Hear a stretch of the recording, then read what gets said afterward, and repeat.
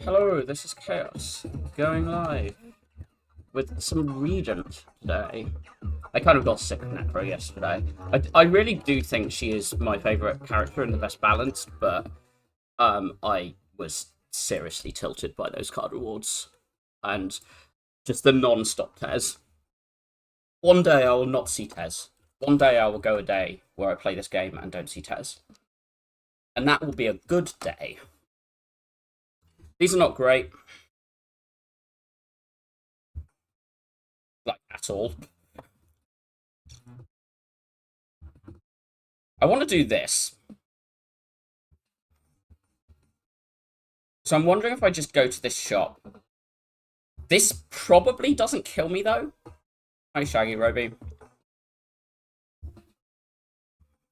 I've been upgrading Venerate, but Zeka said that if he were to ever take that one, he would upgrade Falling Star. Which I can...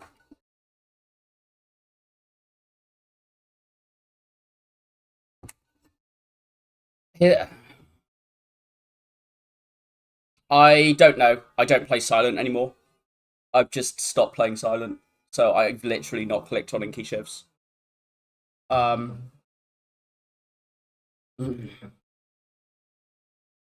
Like, I just actually don't know that one.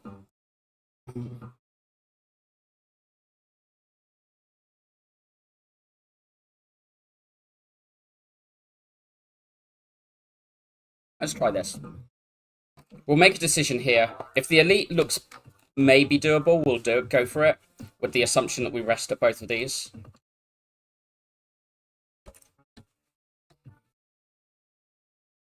I think if you do upgrade Falling Star, it becomes important enough that you do have to, like, Venerate, so you can always play at second cycle. Because 12 damage is actually a number. I guess 21 hits some thresholds. Oh. Venerate upgraders are stupid. Learning.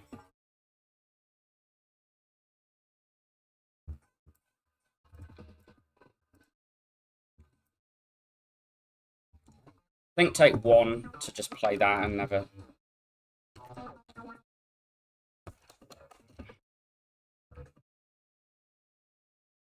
This trading has been annoying.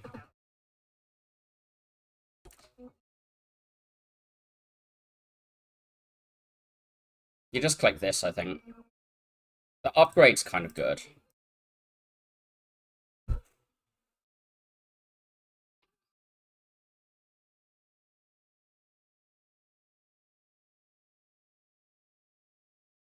I don't think I want to carry the spoils map, and I think I do want a potion. Okay. So there's possibly an advanced hallway here. They are, okay.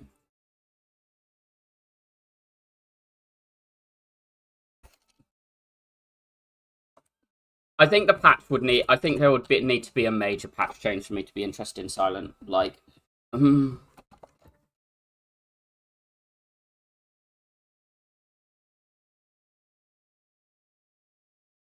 that's worth it. That's -1 overall. Or that's +1 overall. You take 2 to block 3.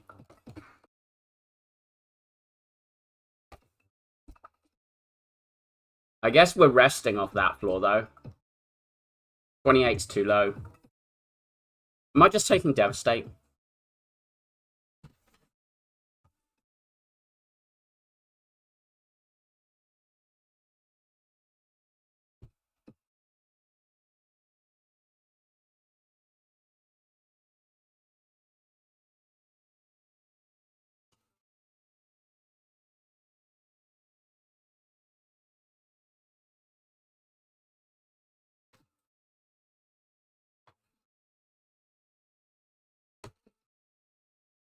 Heal 24's big.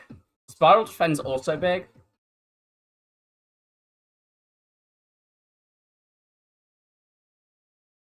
Do I think this upgrade is better than Spiral Defend? Probably not.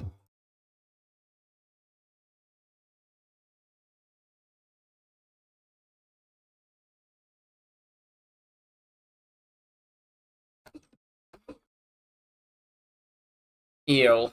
Not sure I'm happy about that.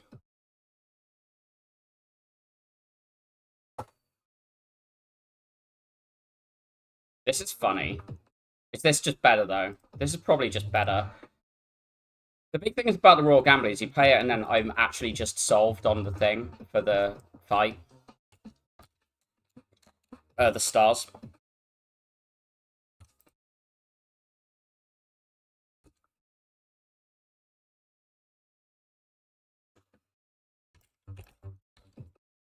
Hmm.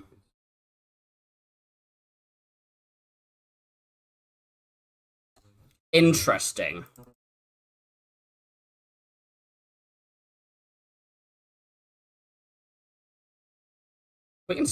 We just take the gun. I should have taken that before I take the gun for a higher chance at the spiral defend, which is probably possibly actually my upgrade now.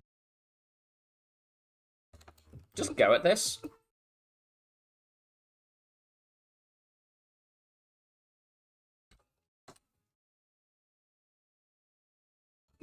This is an interesting turn to use this potion, but surely not with spiral defend there.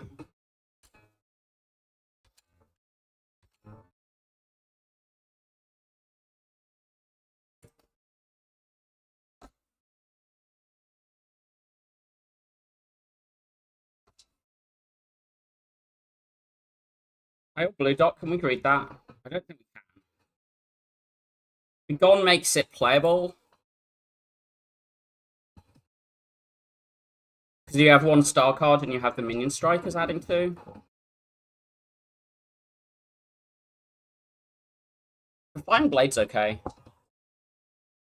I think I do like having a forge thing towards Lagger.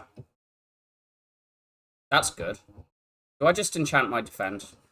This is so... This is a Lagger solve, though.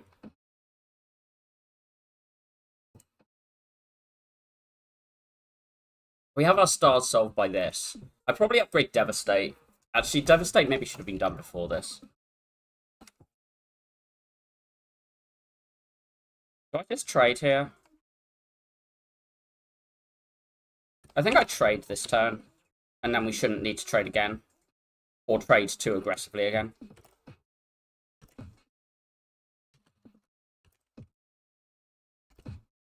There's not really anything I care about missing there, so getting a like garbage card is fine. Yeah. I'm less happy about this draw.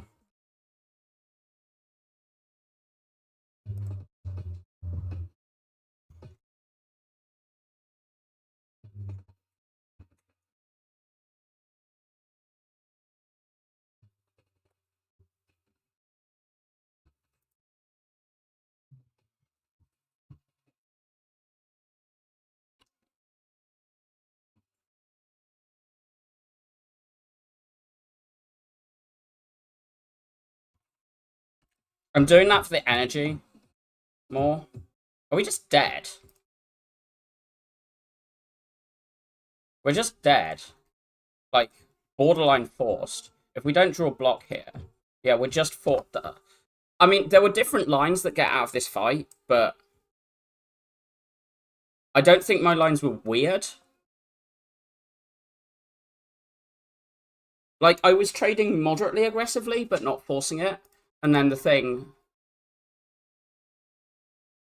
5 to eel, 44 to colony feels so weird. With spiral defend. Like, I drew like shit, but that still felt really weird. I'm gonna keep trying this. At least when the options are bad. I want to take 2 late elites, but that's not really happening. So I guess I'm doing just all fires, which is also bad. I don't like the early elite. I just don't like early elites on this character. I think we should take fights fairly aggressively, though. Because there's just... 12 at 9 is 21. Leaving that on 14. Do I just kill this? Probably just kill this. We draw that before Venerate. I'm pretty sad here. Okay, that's a very good draw.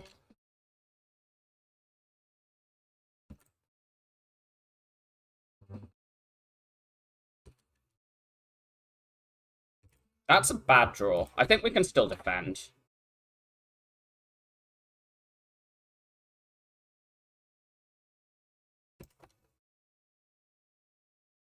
Glow is just fine. Photon Cut's also fine.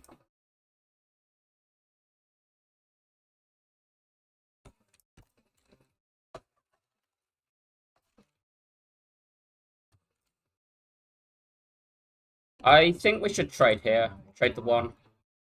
And then we should be comfy, I think, to not. I say that, or we just kill. Uh...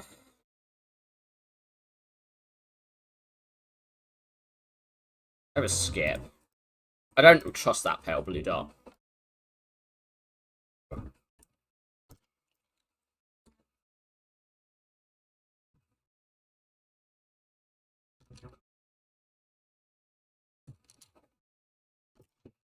The reason I glow over Venerate there is it already changes the thing, but it shuffles us, it draws past the bad things to give us more chance of finishing that turn. We can Particle Wall. It pushes for this upgrade, but we can take it. Resonance is better for the kin, but, like, that's so early. So early for a weak boss. Have I got a Slither target? Yes. Slither is just if you've got a thing that costs 2 or more, just click it.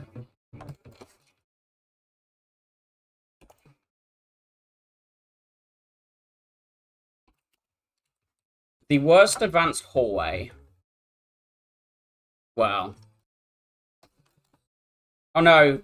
It's the other one that's even... that's the worst. These go to 9, so that becomes 27. 39. We're floating a lot of damage. But I think I just do that anyway. Actually, why do that? Just do this. Hello, no gods. Slither is good.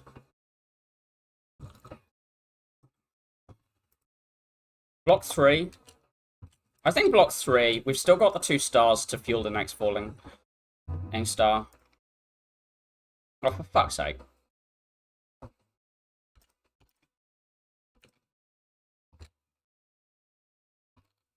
Draw it with literally no attacks. But Slither good. Strength part on this is an actual thing. But we're taking the Guiding Star. Are we just, like, we're just upgrading, right? Which am I upgrading? Guiding Star is usually what I do, but I kind of want the glow with having added this.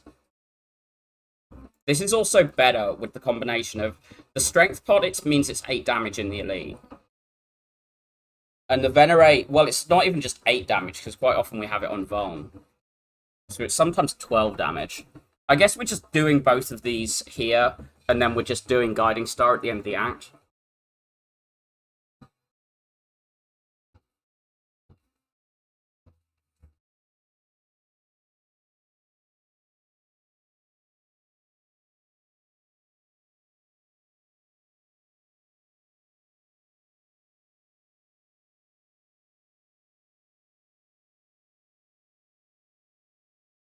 Because I'm expecting to be resting here at the moment. Like, we might not, but... And there's also a world in which we dodge like a coward. This is just raw 18. I'm gonna do this. So that feels weird. Maybe that's wrong.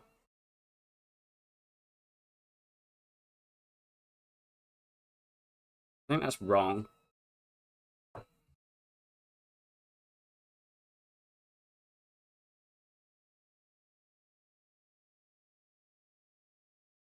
If I'd done that one, I saved some stars. I don't want to shuffle these out, even with no stars at the moment.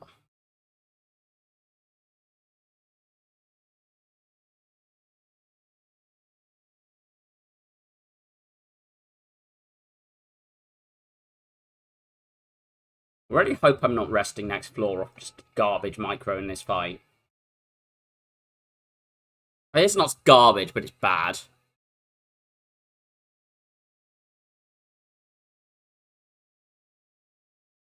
What was that about having enough star gen?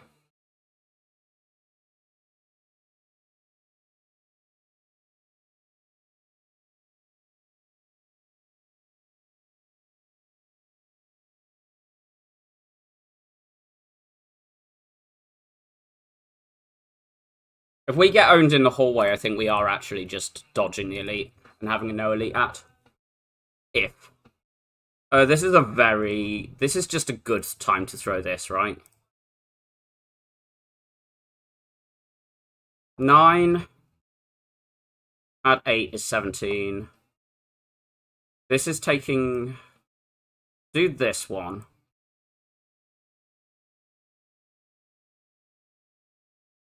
Still having the stars for these things is good. Okay, it didn't wreck us. We take Radiate.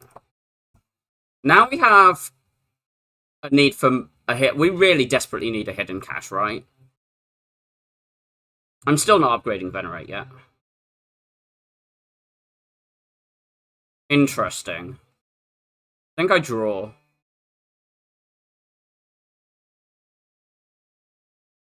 Yeah, I get that. I definitely did think about it.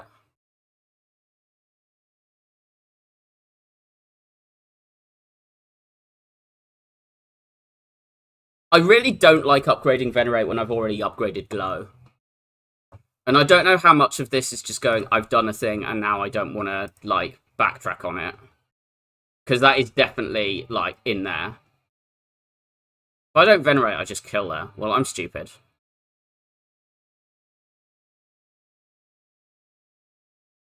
Rich.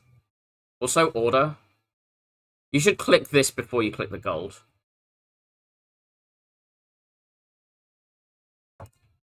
Well, I'm hoping that I see a hidden cache before the end of the act.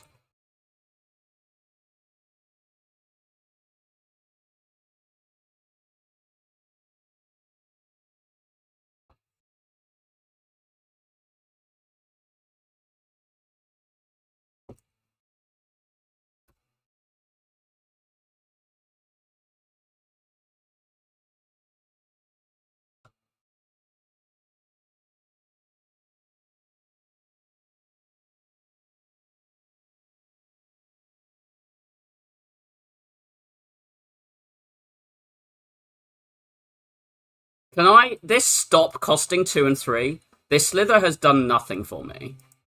Like, actually. It's cheapened it once.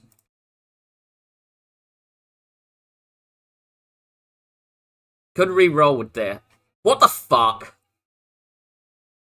Just to point out, we've seen the Overgrowth Crawlers, the Strangler and Friend, and this one.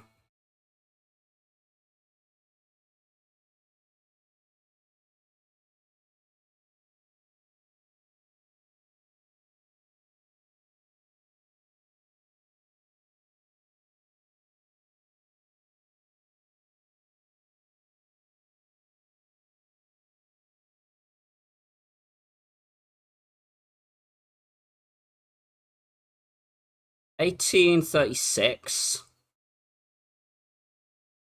56.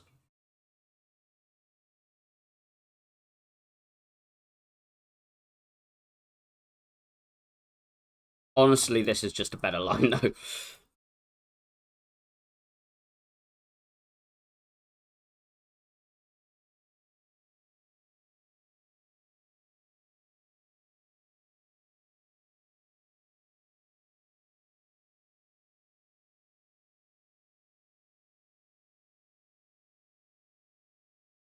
Vigor.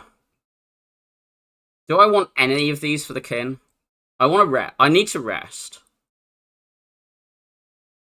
But do I want any of these for the kin?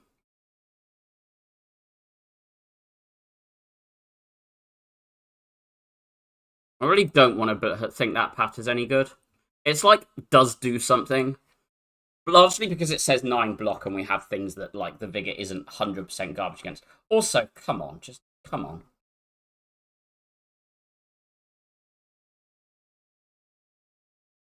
I think I'm literally clicking that out of tilt there. I don't really think it's a smart click to throw the potion there. But I was just annoyed. I'm kind of writing this run off, I think. Maybe I'll play well later. Currently feeling unlikely. Like yesterday. I mean, to be fair, yesterday I think I did actually, like, get garbaged by the game as much as I tilted.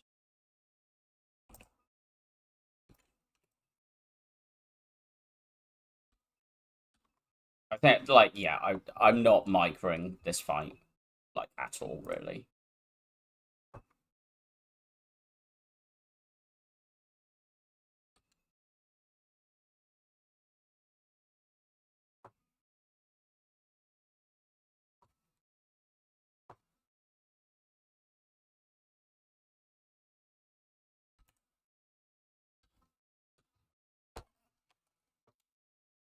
Either we'll somehow roll out of this with just through sheer bullshit and luck, or we will die, and I will go. Who cares? It wasn't the kin. It was like this floor. This floor being 29. There was Miss Micro here. But we just got bullshitted by hallways a bit.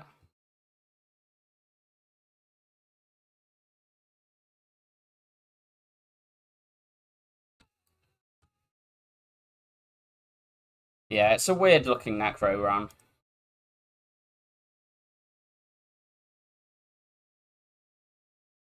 It wasn't superior strategy, you fuckwit game.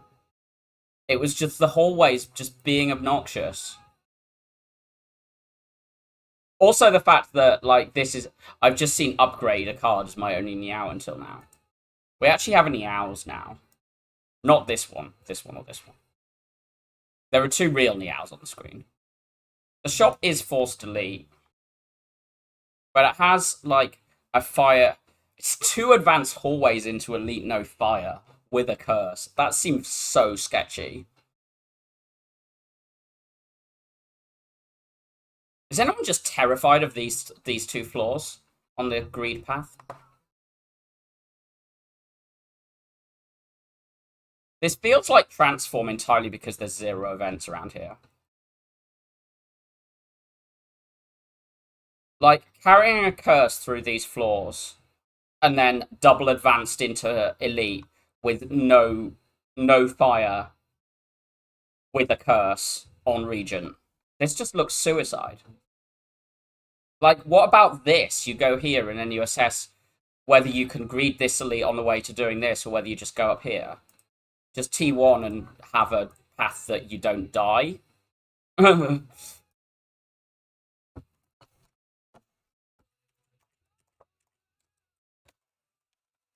I like paths where I don't die.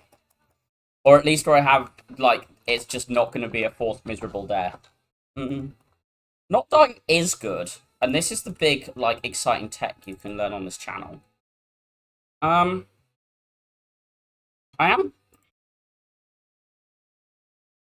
This doesn't make me want glow. It makes me want this.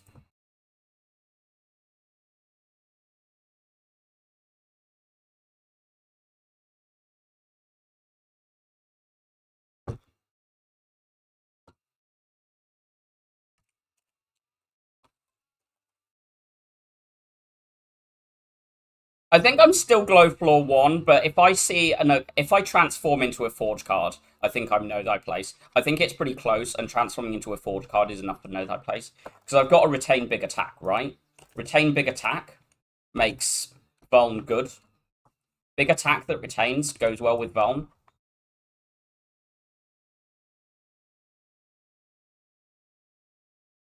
Anyone stun locked?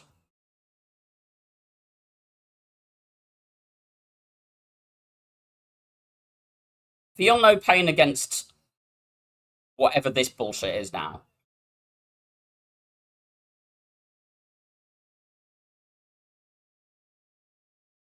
It depends what you mean by a Zeknar believer.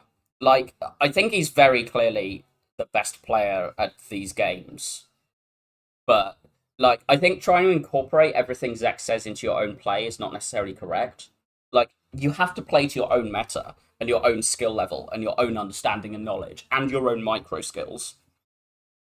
Like, like I have I have quite a lot of conversations with Zek, and like, you know, this comes up a bunch of, yeah, I completely understand what you're saying, and I'm not going to do this because I am not going to pull this off. But I definitely believe Pillar. I definitely believe in Pillar, but Pillar with no support. Well, I say no support. We've got one Forge card. I think I'm still into Guiding Star. Hello, Insane Killer.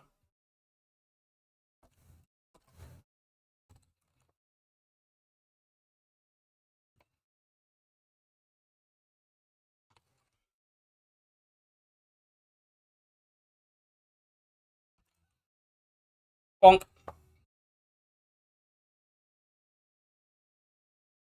Just take hidden cache, and then this is our stars, like, a good degree of the way. Also, 10%. 10%, and now we're in this fucker. This fucking thing after 10%. 10%. 10%.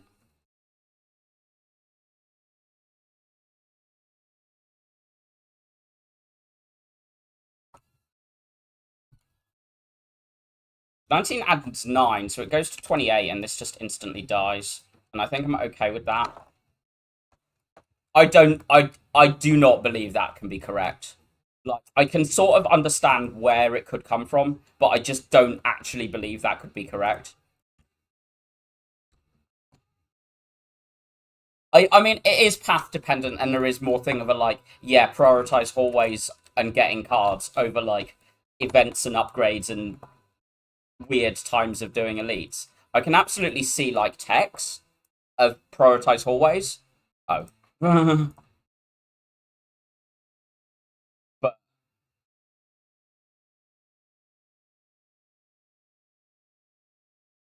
this is broken. Do you want to farm this? I've found something really fucking broken, which makes me less aggressive. I've found consistent damage, and I've found consistent block, and I've found block scaling. So, like, my desire to push for an elite, because, I mean, I'm just going to go to this floor, but I guess I can either still decide here, I can upgrade and then decide here, because this is 2 fires, 1 elite, this is 2 fires, 1 elite, so basically it's this elite against this event. Well, I guess it's this elite and this hallway against this event and this shop. Because I would go to this shop by here.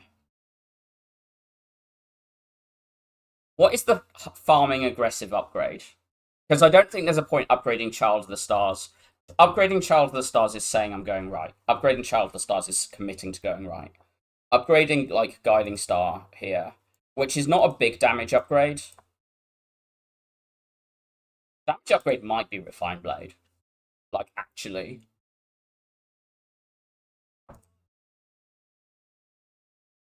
Because you have 2 Vuln sources. So this might be the damage upgrade. Even though this is the stronger upgrade for later, this is +1 damage, this is +4. And this +4 always lands with Vuln, so it's effectively +6.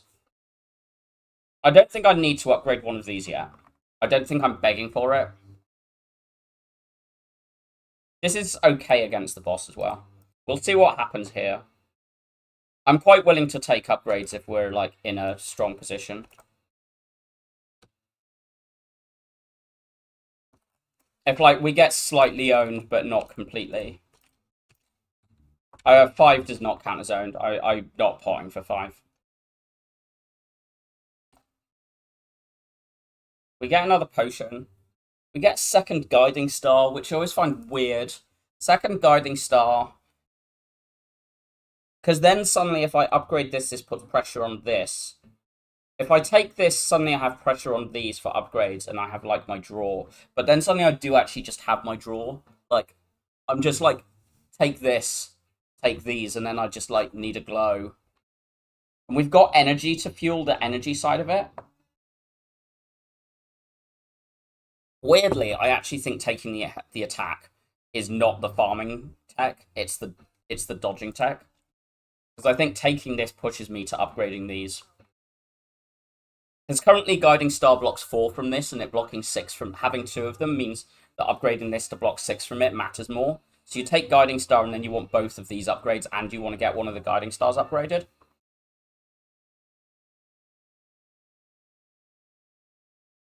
I don't think Beast affects Guiding Star tech. Does a little bit, I guess. In that draw is less valuable on the ringing turns. This is, I think, actually, like, kind of... This is a relevant upgrade for the thing, even though it's, like, weird for the ringing.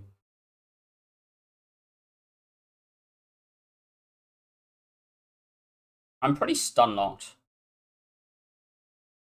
The thing is, this is only 2 more fights, but our deck is also good enough to start fighting Act 2. And this is like 3. And you just decide whether this is an elite or not. Let's fight the elite. We can always dodge later. We've got pots right now, so... And I'm just going to glug this one. We save that one. Fisticuff's kind of good. How bad is this Mayhem, anyway? Rend I kind of don't care about. I'm actually genuinely thinking about this Mayhem. The main thing is Mayhem is weird if you're, like, trying to do star orders, or... But it just, like, plays them without ignoring the stars. The only thing that's weird about it is, like, the Vuln. But you still just get output. This is quite a bit of output. Like, this is 14 output this turn. And, like, and then 1 energy, 14. I'm just going to add damage and block together. I don't think Bird is a fight where you need to actually, like, differentiate between the output significantly. You can just focus on what is the good output. I mean, the main thing is we're actually just getting swung at for 19 here. So this being 7 block right now is relevant because we haven't got anything that's resembling it in terms of output. But I might just take this. Just do this. That's the first time I've taken Mayhem, and that's the first time I've seen this thing. Wow, clumsy. Like, actually just of a... Yeah, what the fuck. Seriously, it landed on clumsy.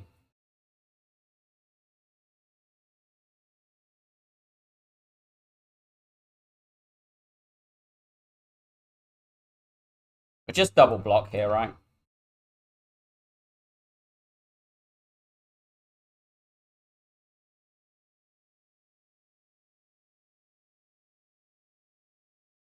Interesting. Can I take Particle Wall? Do I want to take Particle Wall?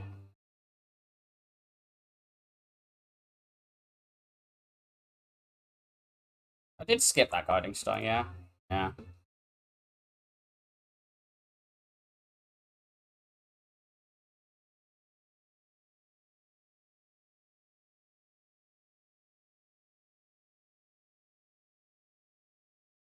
Ooh, that's a big deal.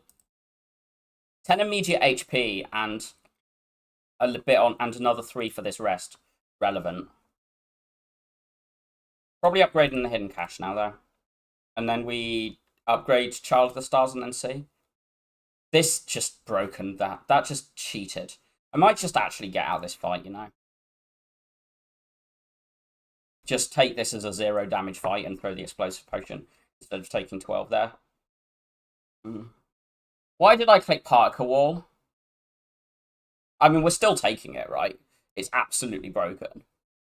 But I'm glad I didn't click the Guiding Star, but the Particle Wall is now looking a lot more miserable. This is... Okay.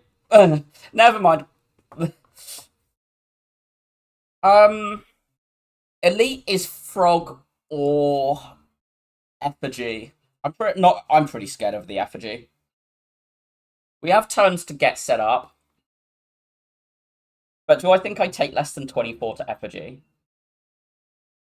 Because I think I have to block 2 turns. So do I think I take less than 12 on 2 turns I block on the turns I'm blocking on average?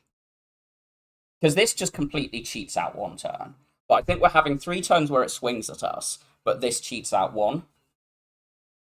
Because this is going to be 20, right? So this just cheats out 1. You add in, like, this and a defend, this and Particle Wall. It's just cheated 1 out.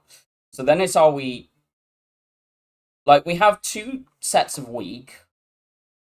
So if we're saying it's actually swinging for 18... Because we can Star Potion it and just spam the shit out. I think it's pretty close on losing the tail.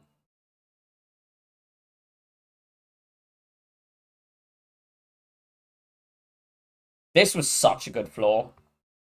If I didn't have exactly this, if I hadn't seen exactly this run, like, there's probably something else, but this run of 4 relics is why I'm thinking about this. With what? I mean, that was 0, but being 20 was fine. It's only really this one that wrecked us. Second cache is acceptable. If I didn't have the Star Potion, I'd be more interested. I'm also not really interested in the second cache if I go into the Elite. If I buy the second cache, I want to go here. I kind of don't want to buy it. Like, I'm very happy to take one for free. I just don't want to buy it.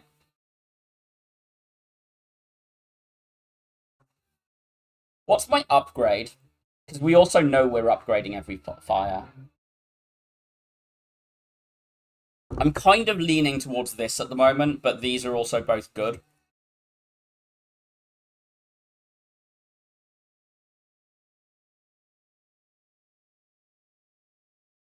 I don't think you take cash and walk into the elite, because I think this is negative in Parasite and barely positive, if at all, in Effigy.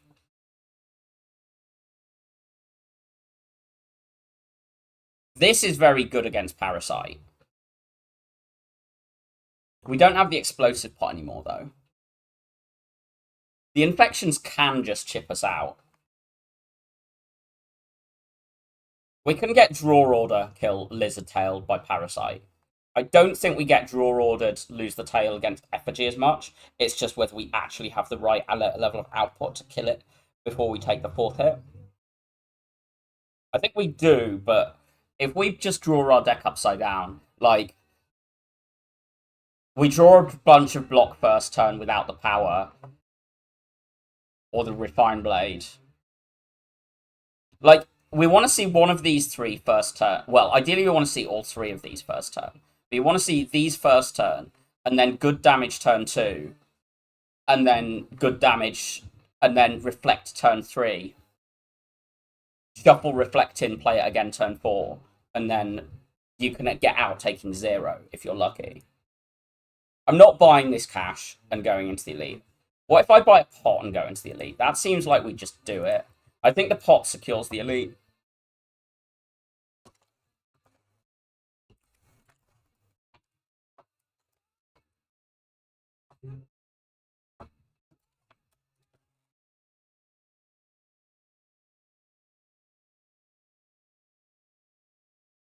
What was that about getting draw ordered in this fight and not the other one? Anyone literally just call that last floor? Getting draw ordered?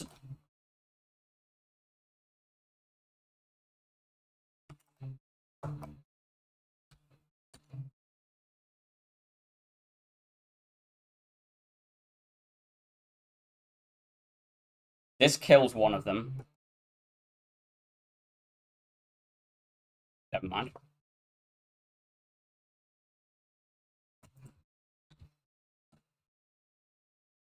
Is Reflect cheating? Is Reflect Child of the Stars plus good? Has anyone got any insight on whether those are good? I'm leaning towards they might be good.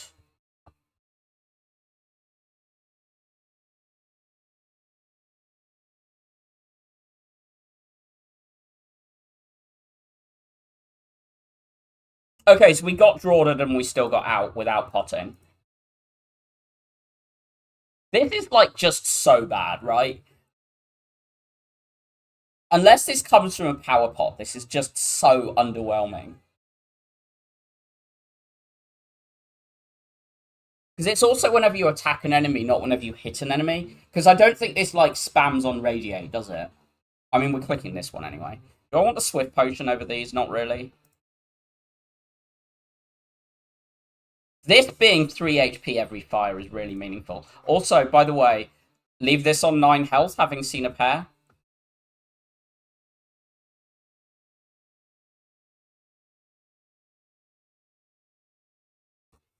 I've used it from power pots. What does this draw? I could do these. I could also just hidden cash and then, like, my stars are just kind of sorted for the fight. And I can just, like, reflect my way. I mean, I can do this. Because how much is this? What does 13 add to on weak? On Vuln, 6. So that's 19 and 9. That's 28 damage. That seems very who cares. I'd rather just sort the fight out. I don't think I need to venerate because I hidden cash there. If I'd done the other, I venerate.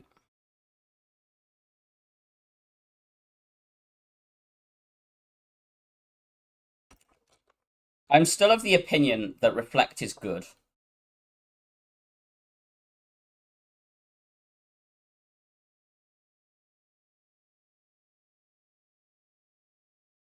Child of the Stars just adding 3 to this is so obnoxiously good. I want to be buffing this and then swing it on a thing. Turns out busted card is busted. Yeah, who knew?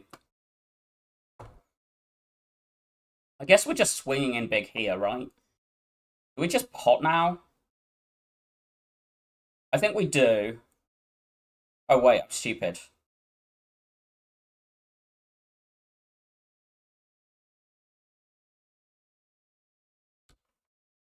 I was thinking I was playing this as well, but I didn't have the energy for that. Yeah, Refined Blades the turn before we're ringing. Very good. This is this is a garbage draw. Like, actually garbage to see here. I think we need to swing that now.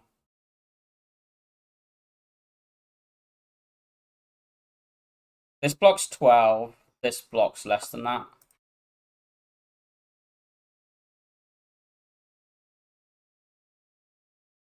This hand is garbage. What the hell? It's still garbage. I mean, at least we shuffled 5 basics out, right? Can I stop seeing Reflect on the off turn? Like, actually? Can I stop seeing Reflect Refine Blade the turn before it goes ringing? Like, this is actually getting stupid.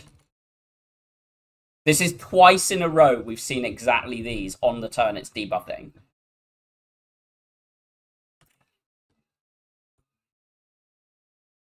I mean, we have a 1 chance in whatever chance to see the thing. And this still blocks for us because Child of the Star's broken. But we did actually get bullshitted there. This was bullshit draw order, and we still were just fine without the tail. And with a Bish potioning.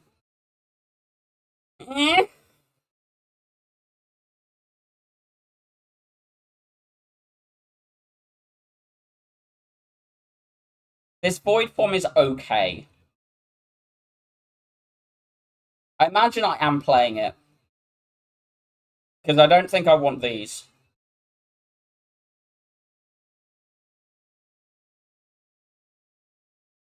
Yeah, that's what I'm thinking. The having a sword and having the energy one on the sword. Because basically most of the time I'm taking this now is with Bulwark.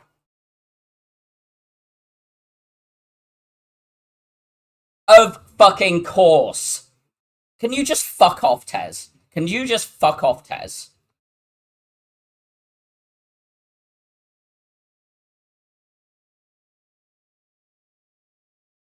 You can. What can Tez do for you today? You can fuck off. Not you, Juniper. You can stay. You're cute. I mean, we're taking Brightest Flame unless the map is garbage, right? Brightest Flame is generally good with Void Form as well. It like lets you get it into play. It lets you cheat. It lets you cheat in the ways that synergize with the Void Form.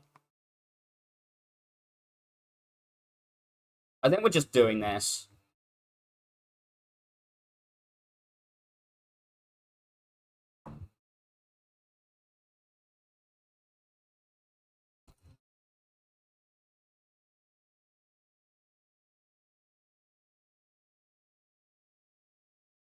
Do I just glug this because I'm like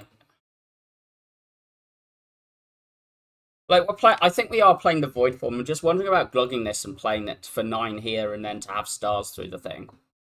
Because I think this potion's going down in value with the Void Form and the Glow Plus.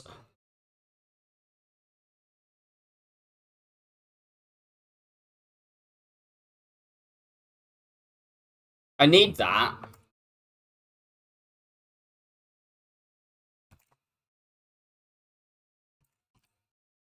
Filthy Thief.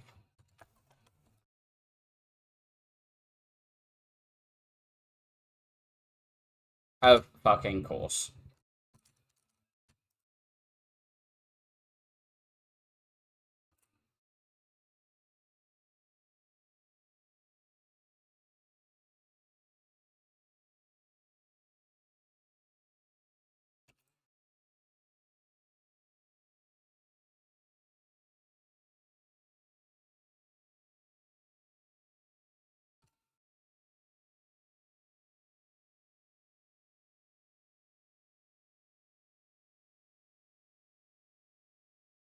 Yeah, yeah, I agree. I think I.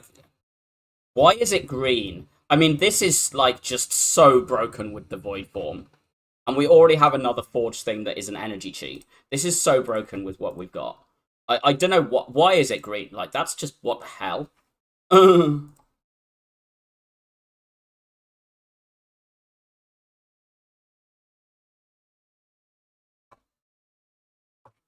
Which one?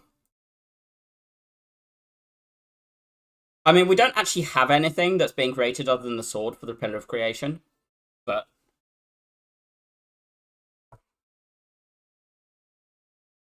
the only other thing on the screen that I want in my deck is the Astral Pulse.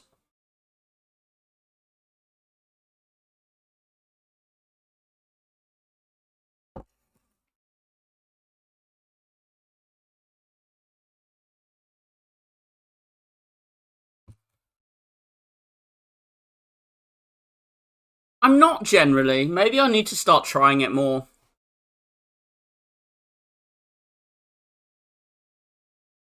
Particularly when I've got the healing here.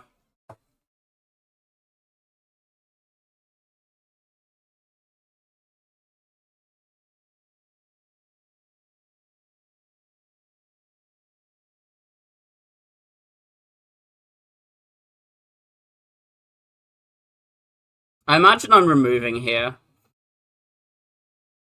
Holy parry. Yeah, don't care.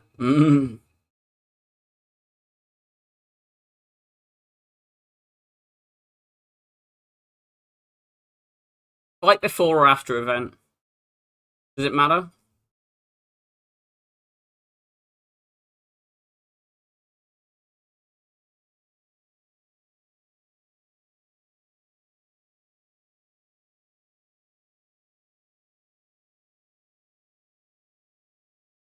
This is the easy pull, right? Yeah.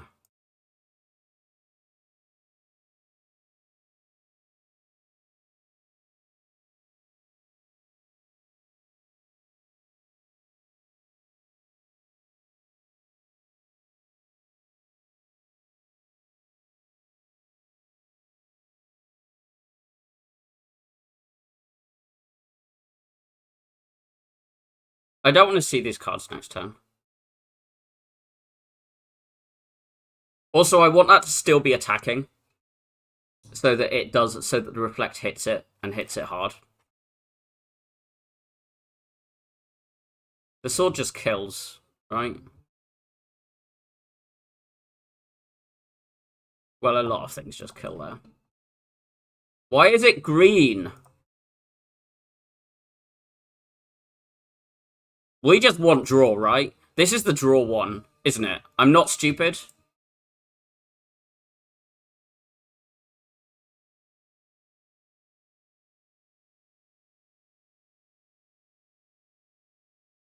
I didn't realize that the digging means that you get more money as well. I've always just either gone for the relic or said just immediately spend no HP.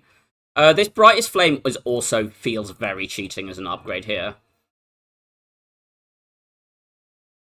These three upgrades feel very good. I don't really care about this one. Like, if we don't play it first cycle, I don't want to see it anyway. These are the three upgrades.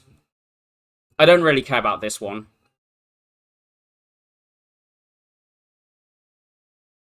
What do I think helps me in these two elites?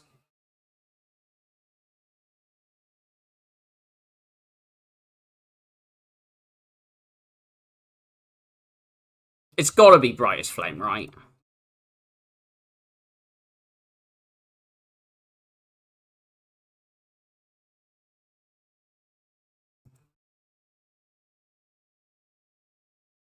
Where's my star gen?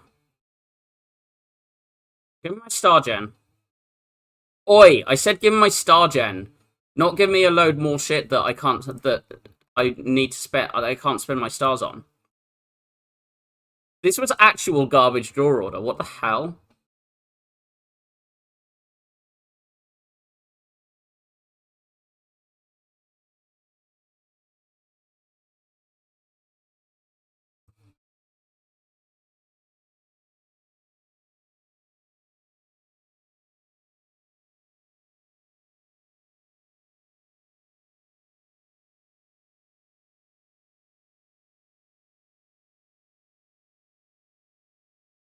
Interesting turn.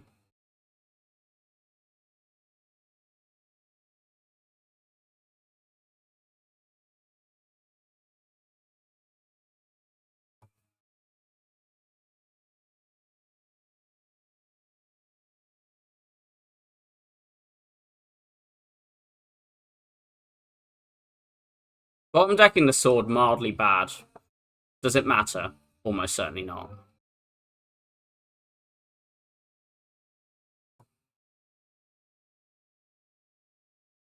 We do not need to Brightest Flame here. I mean, we needed the first time, but... What the hell? Actual missing by one.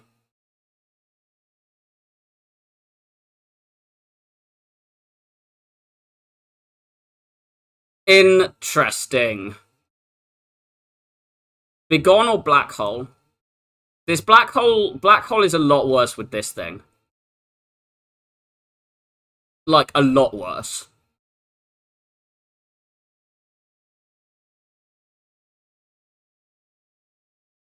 Also, why is it green? Am I just going to say, why is it green every single floor? Because it feels like that at the moment. Do we ever die to the millipede? As in, like, lose our tail, not, like, actually really die. We do have bonus draw turn 1, which... I'm just wondering if we actually lose 32 HP to the millipede sometimes. I don't respect the bee. This bee is just a chump. How much would we take to that triangle? 34. Yeah. Mostly because of that, literally, it being on 1 HP thing. I am worried about losing my tail to the millipede. But surely with this set...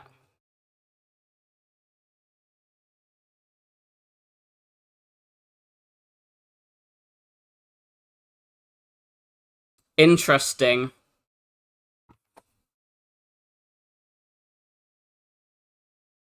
Probably just weaken it there. I don't think we really need to hold that and force it.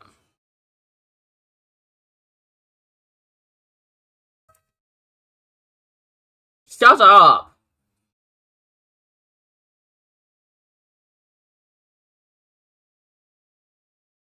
Swing now? Or just defend? Yeah, you have a horn. Get over it.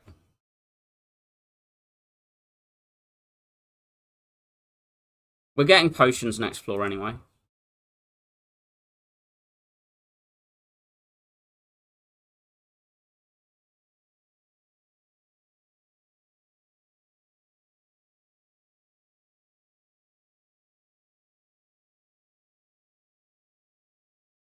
We're obviously shuffling Bulwark in.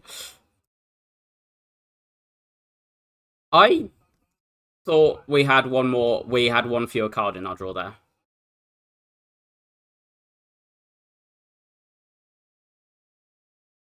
Play these.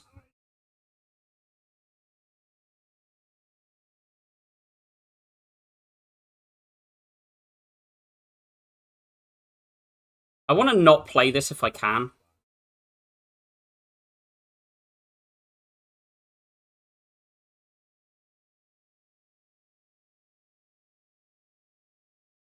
We have 4 cards that are doing damage next turn.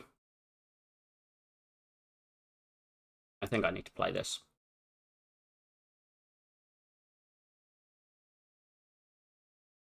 Oh, Reflector's in play. No, I didn't. Okay. I'm stupid. What the hell? How's this decisions? Is it just broken? Like, you just play Void Form on it and it...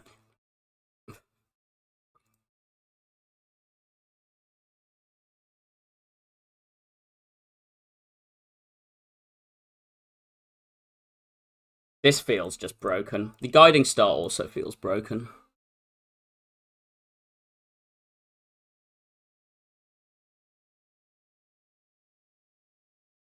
Very happy to throw this if I need to. One of them. I don't really want to throw both if I can help it.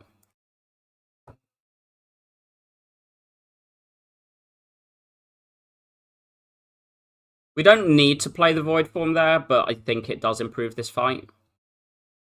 Reflect's getting played.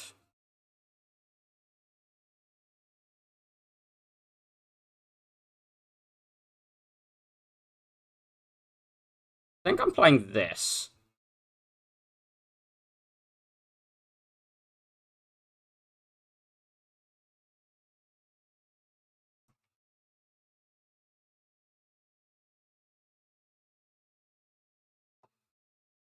Hoping I could have set the edges up. Green? Is green good enough? Sandworm. It's kind of weird with Void form. I don't tend to like Orbit and Void form in the same deck. It feels clunky to me. I'm not sure I like it, and I'm not even sure I like the second Begone.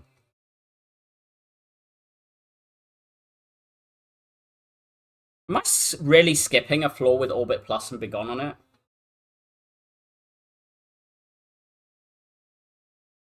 Yeah, I just don't like the Orbit Void form and how they work together. Can I run into this? I'm fine, right? I guess you can sometimes die. Lizard Tail die here.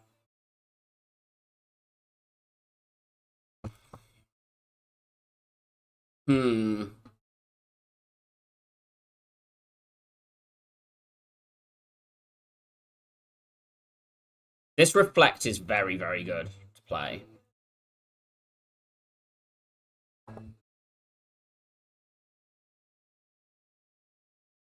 Gonna play this fight without Void form, I guess, off that draw.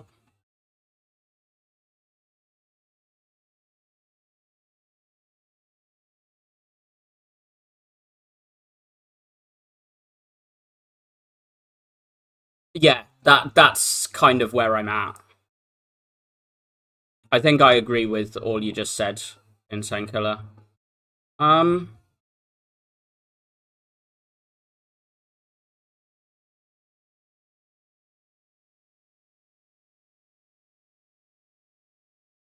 I need this to die.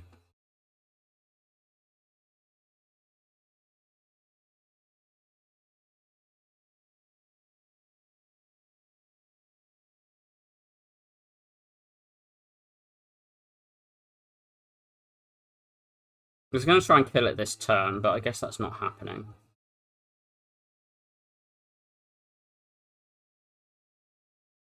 This does need to die right now. But that's okay. It does. Well, I guess we're throwing that then. 16. We've blocked. We're not weak next turn, which means if we can throw the potions and get out, we're in a much better spot. And we might not even need the potions, right?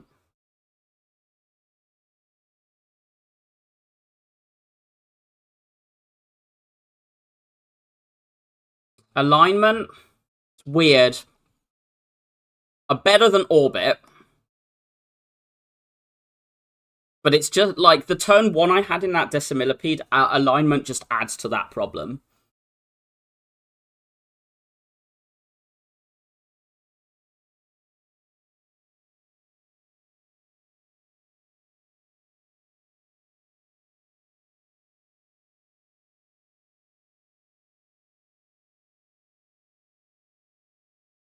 I don't think there is an infinite anymore with like alignment, guiding style, glow, but even if there is, do I care?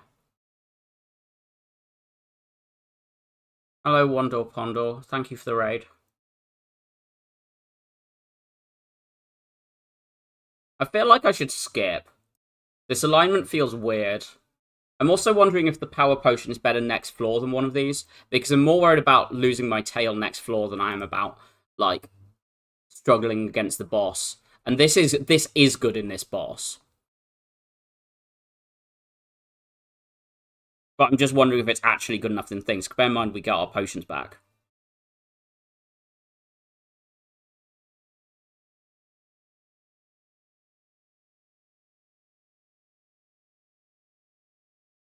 I think Power Potion's more consistent Swift Pot in the fight. Depends what it is. I mean, like, this is a very good pot for this fight. Because it just instantly blocks this turn. I think we're throwing this, though. The Vuln doesn't matter, but just the weak. Weak is blocking 11 right now. I think I do just want to do that damage, get things out, and I want to try and, like...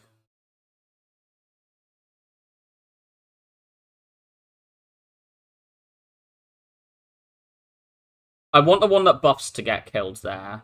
And then I guess I go on one of the others, just do this.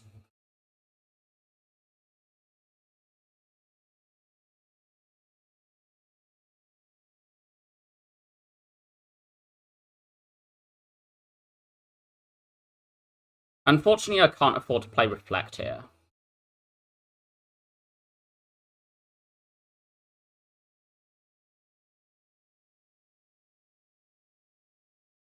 We just do the max block line. I guess we're taking 6, huh? That should be it for the fight, though. I don't think we're... Yeah.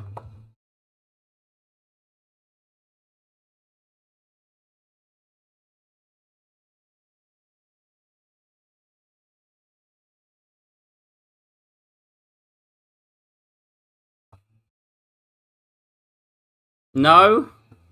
Glitter Stream feels... Why? I've got Reflect and Bulwark, both green. Why would you ever take a Glitter Stream when you've got both of these? Just for the decisions? I don't know why I'm upgrading either, but I wouldn't be upgrading this. I think a Glitter Stream Plus I might take, if it comes already green. Just take the block one. I don't want that explosive pot. The Venerate upgrade does play here. The Guiding Star upgrade plays. This is damage upgrade and isn't that bad. This does play, but it's got a bit worse. We have huge amounts of draw next turn.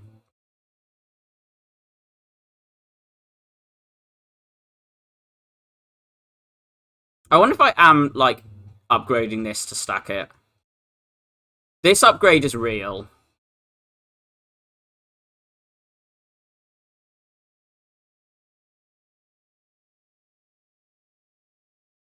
It's a way to lose a boss fight, but, like... I think I just need to not be an idiot about when I play Guiding Star. And that's just basically it. I'd rather just not be an idiot about when I play Guiding Star than upgrade the Void Form right here. Because I think these upgrades all play. Honestly, I think all my upgrades play. I think this upgrade feels weird here. This upgrade feels very good. Because it's such a more consistent way to... It gets you so much more consistent output on the thing. Because if I don't play Void Form first cycle, it's still pretty miserable second cycle. Particularly in Sandworm. If I don't play this first cycle, it's miserable second cycle of Sandworm. I'd rather just lose my tail to get this in play in the Sandworm than just play my Guiding Stars at stupid times. I like the Decisions upgrade here, I think. I think that's the best draw upgrade I've got.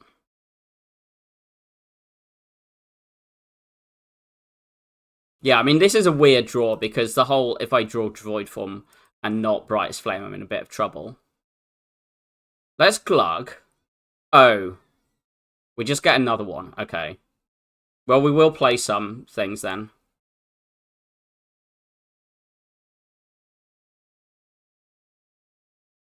I was always power point in this fight, by the way. I think unless I see, like, perfect draw... You can't feel your leg because your cat has claimed your lap. Oh no! Get these played. We will play this at the end of the turn. After playing this. I don't know. 4 Void Form feels like we might be comfortable in this fight with that. 1, 2, 3, 4. Play. Say ow, go to 1 HP. We could still lose tail here, but... Okay. What we're going to do is we're going to play this. Then we're going to play this. And it's now perma-debuffed. Then we're going to play the Guiding Star Plus.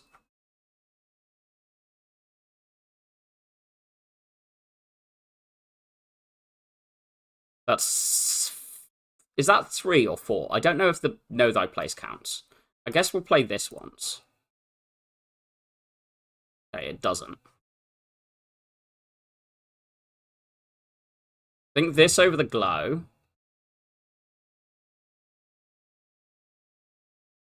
Play this for some reason. Play the Glow. Then play the Frantic Escape. Are we going to Brightest Flame again? It's 3 energy, which would just go on Frantic Escapes when we've already 6 away.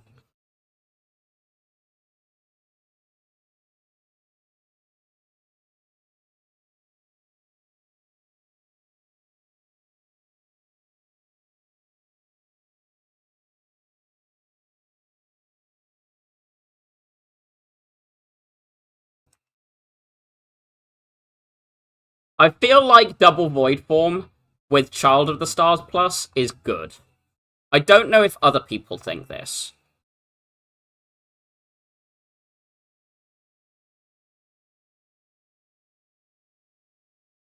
Do you have evidence is the other important question, Insane Killer.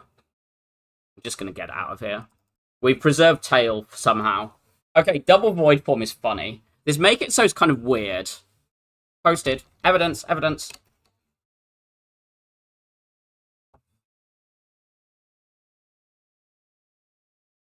Oh, hello.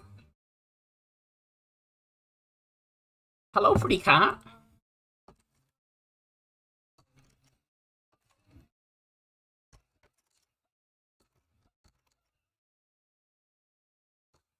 Forget how big the cat is, hard to fit him in the frame. Think it's good, just awkward to work around. Yeah. I feel like it is good. Bear in mind we also have extra strength here.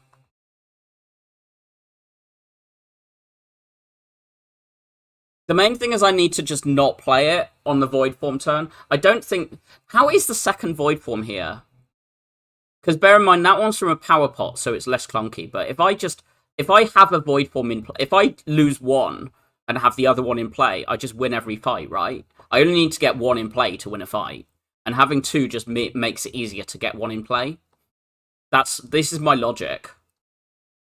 It's more about, like, a corruption-style redundancy than the how broken the stacking effect is. Talking of broken, hello Nonu. These both insane.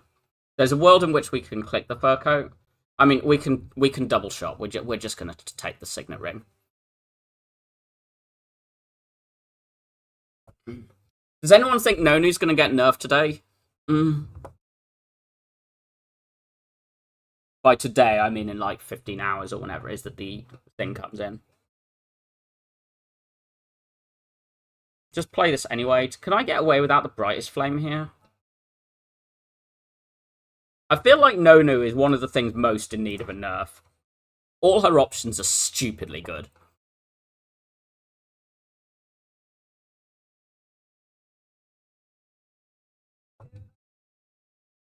I think this needs to get played because we just don't have enough of the things right now. Before I do this... I guess we're doing that, huh? As I said, we draw one in the first 2 turns and bottom deck the other, but we can just let one go. It's much more about the just... I'm just gonna pot here. Don't be an idiot. Just, like, play it sensibly. We have infinite pots coming in this app, right? Because every rest is 2 pots, and there's no downside to resting. And we're going through 2 shops with stupid gold. Just don't give a shit about the mid-quality pots.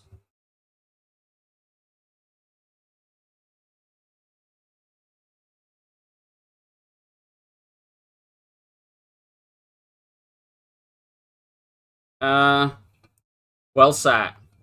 Don't want... We're probably buying a pot here just to be of anything. Pale blue dot should get in.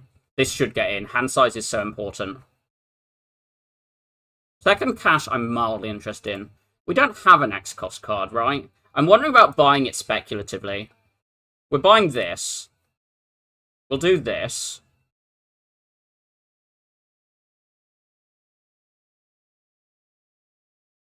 Not at all stupid. How does Chaos Void Form work? The bad way? It works the bad way, right?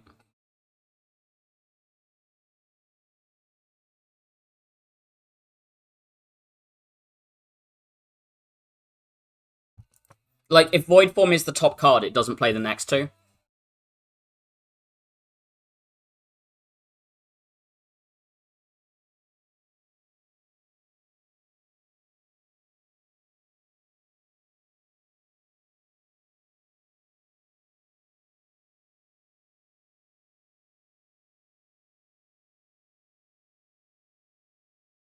Don't think I care about this.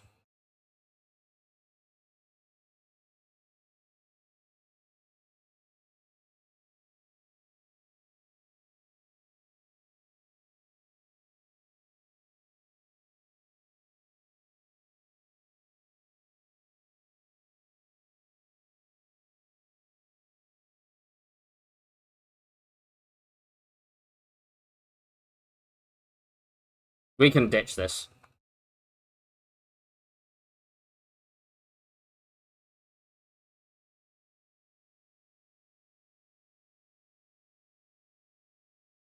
I guess we'll just lose 1 max HP here. I don't want to throw the potion now. Okay. This is a hot garbage ass draw. Where's my Distilled Chaos?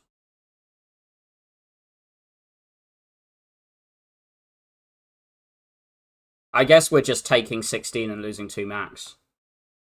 And losing 4 max even. Like, there is no other, like, choice in there. That is just what's happening. Those potions.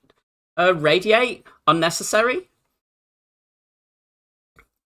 Unnecessary and kind of weird. We don't actually have big star gen. Which mostly cheating stars with void forms rather than, like, having big star gen.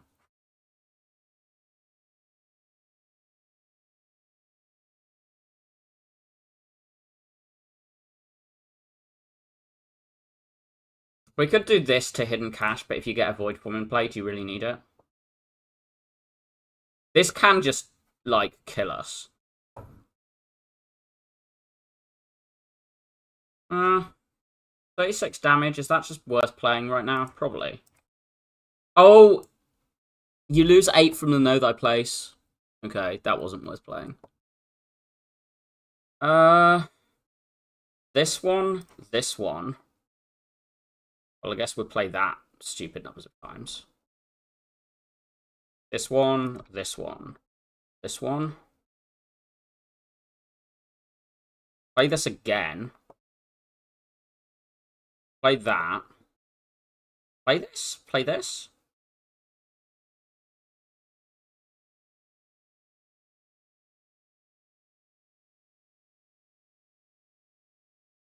Should have done the Begone on a Slime first, but...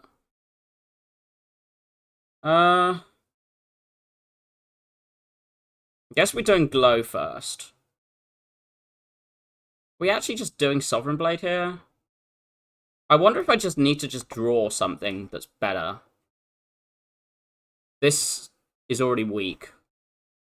We shuffled a lot out there. We're drawing next turn. We're taking 14 at the moment. I'm wondering about the pot. Because we get pots into floors. The weak pot obviously doesn't do anything, but...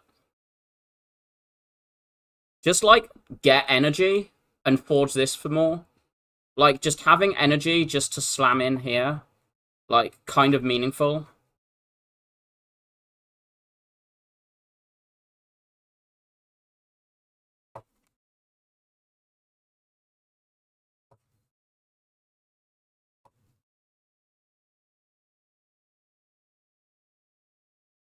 If we need to throw this, we need to throw it, but I'm hoping we don't. I'm hoping we can just, like, draw and kill. Talking of drawing and killing, I can't be fucked to set these up. Don't want... This is okay. I think I should be skipping these, like, mid-level quality damages, though. Well, we definitely... What's the Snecko Eye?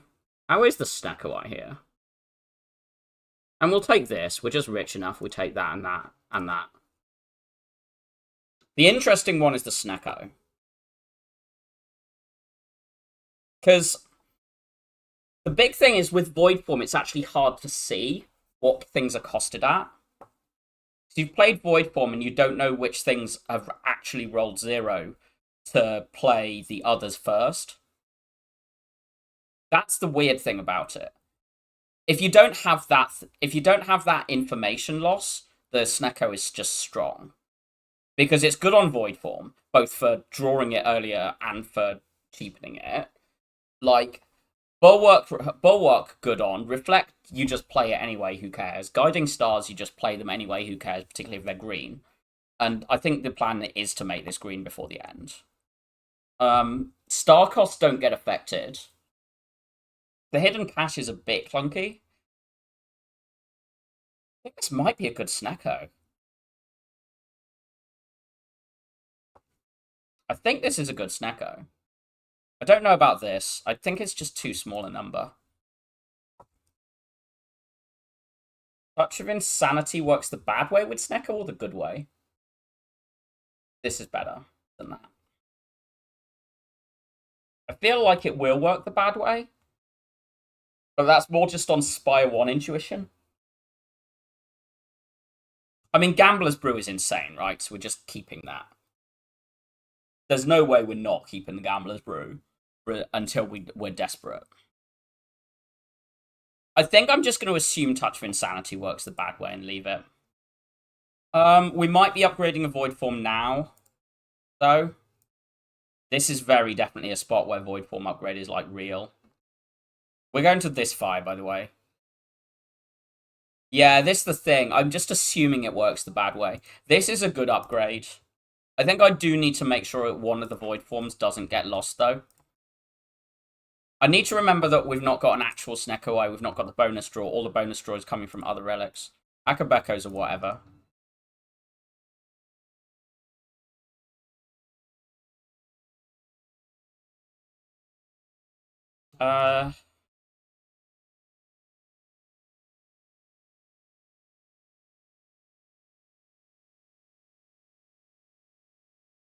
Just ditch Particle Wall, I guess.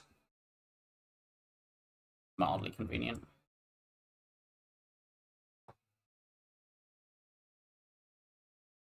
Yeah, I was asking questions about how the fake Snecko works with a couple of things, but I think it is very good here. Should have played Pale Blue Dot first there. Glow gets played. Reflect gets played. Do I just throw these?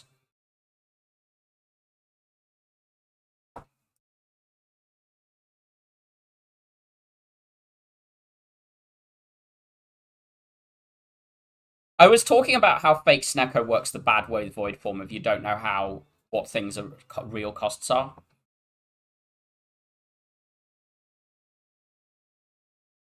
So you don't know which to go with. Yeah, rolling Sovereign Blade cost is funny and strong, I think. Let's glow, see if we draw more zeros.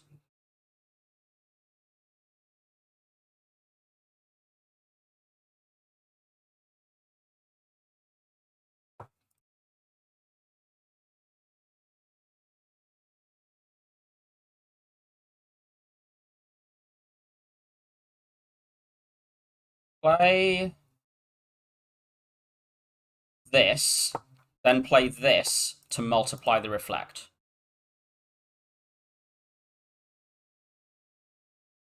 Then play this and this.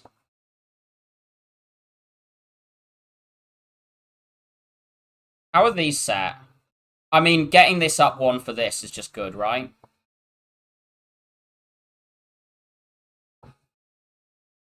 Oh, wait, it's killing itself. What are you saying wait for? 2 void forms.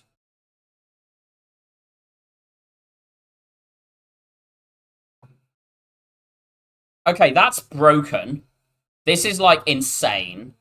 Glow? How is more glow? I kind of do want another Star Gen card. Star Draw seems good. Please don't get owned on this floor. We getting owned on this floor? Apparently we're getting owned on this floor. I guess I need to play this and pray we see... Oh, fuck's sake. I mean, this has to get played. Do I just gamble and try and find a 0 cost? Because this is a broken potion. Because we're only losing from this one at the moment. We're only losing max HP from this one. This with fake Snecko and these extra draws is broken. Like, completely. So I really want to try and preserve it into the boss. But this has been a really bad draw in a fight that we can actually lose a lot of HP to. We know we've got this blocking for us next turn. Thing is, we're taking 15 right now and going to 10, which is a genuine fear. Okay, you know what? I'm going to just trust in the mailbox.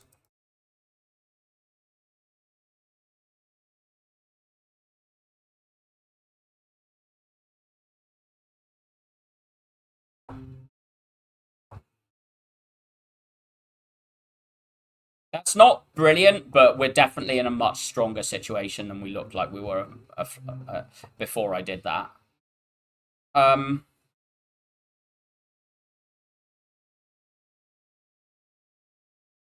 mean, this just goes on the expensive defend, and then plays here, rocking their horn.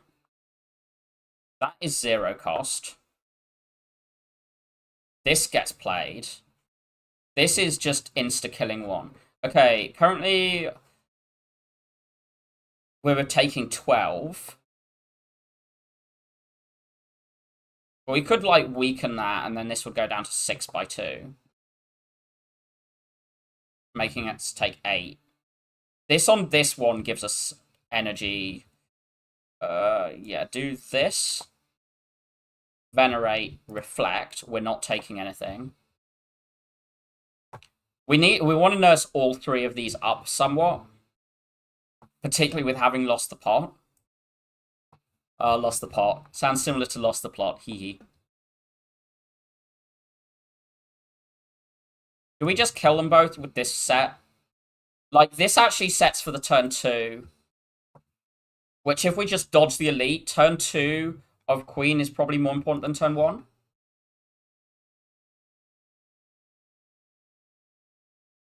Because we draw on turn 1 and turn 3 with extra energy on turn 2. These being out of sync is mildly annoying, but they're like there's a 4, a 3, and a 5, so you can set these weirdly, but I don't really want to like nurse all of them. I think the main question basically is, do I want to delay a turn?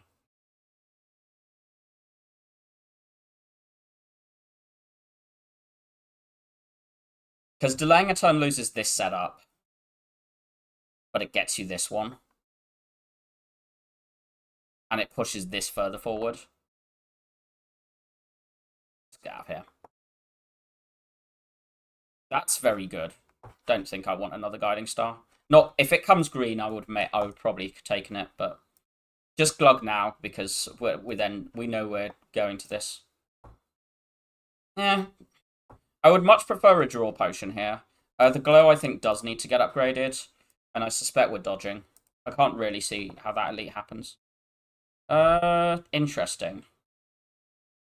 Candelabra, just good. I mean, this happens. The red mask happens. It doesn't do anything against door. Maybe it shouldn't. The red mask shouldn't have happened. Maybe the red mask shouldn't happen. Because the candelabra is good.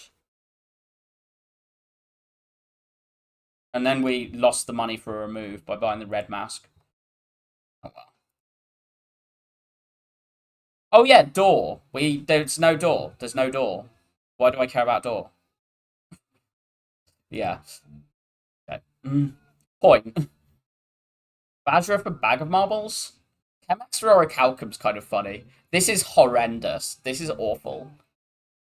We don't have an X card, so this is just a straight positive trade. This feels negative. So I guess we do that one. Kind of funny. Oh, Gambler's Brew came back. I think we just take the 2 new potions. These 2 are way, way better. We can still upgrade the Know Thy Place. The other Void Form's okay. The Pale Blue Dot's pretty good. I think I like the Pale Blue Dot more than the Guiding Star.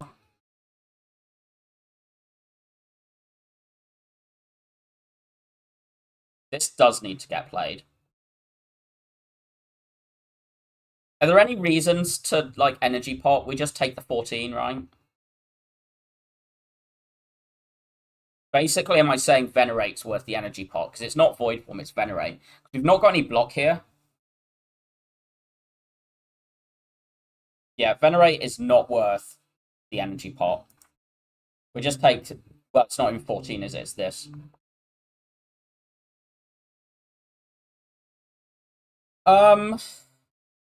Ignore the glow.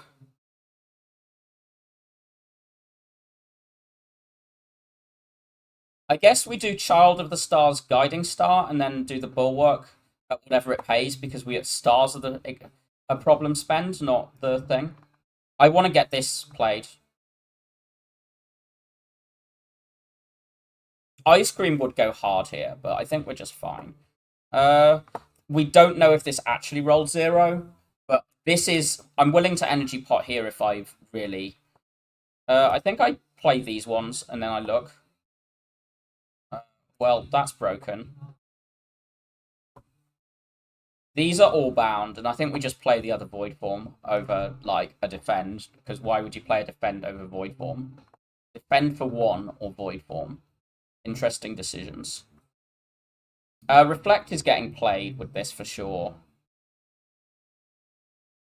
And then it's... I think I need to play the Glow.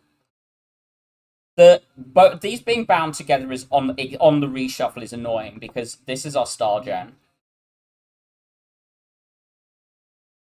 And the Pale Blue Dot is block draw scaling when both of these are set to low numbers. So I guess we're doing Reflect, then Glow, and then we'll have a look and a think. Oh, Void Form's in play. I guess we'll do this now. And then we'll do this.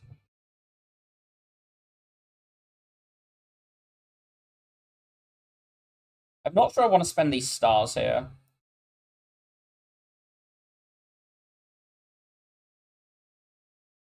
I would have preferred Star Potion over Energy Potion, I think, but...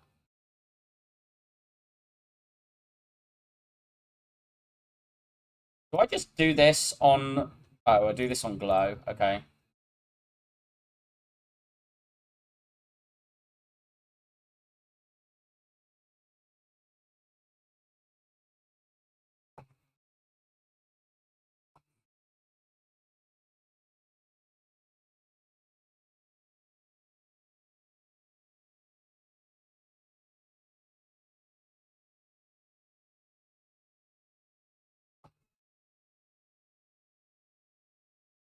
Is this scaled to just win us yet? The fight yet?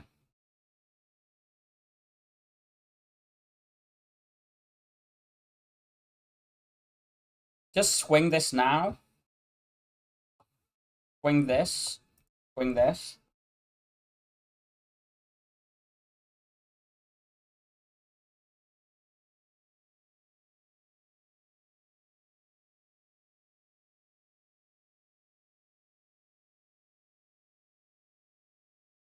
We seem to be cheating.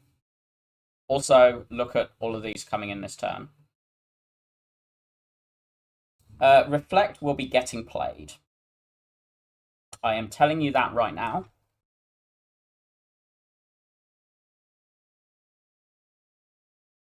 I guess I play this and then the Glow, and I've got 1 left? Okay, sure.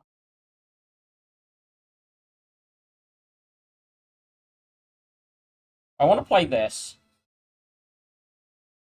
I might do this first. Okay. That's good. That's fine.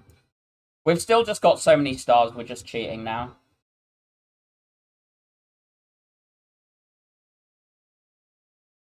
$77, that's quite a big number.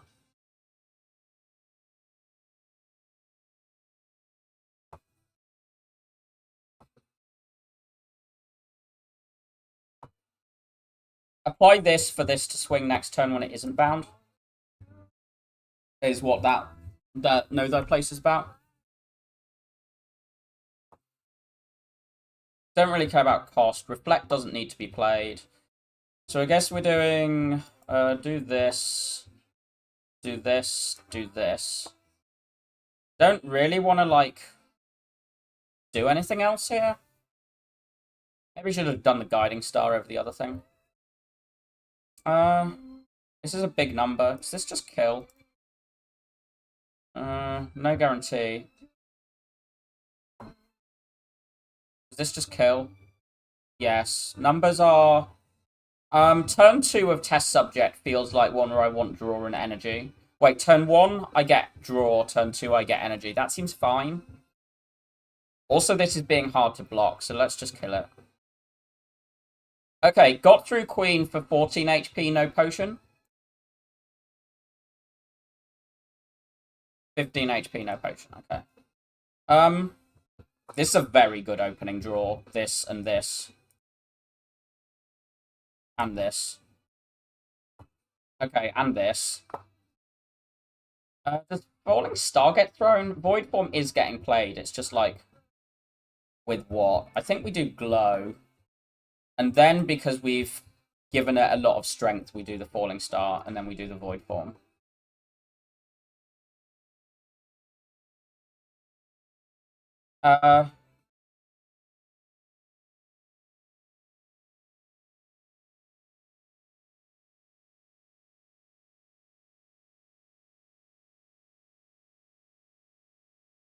So we play a load, buffing, giving it a load of strength, which it will swing at itself with. Is the tech there?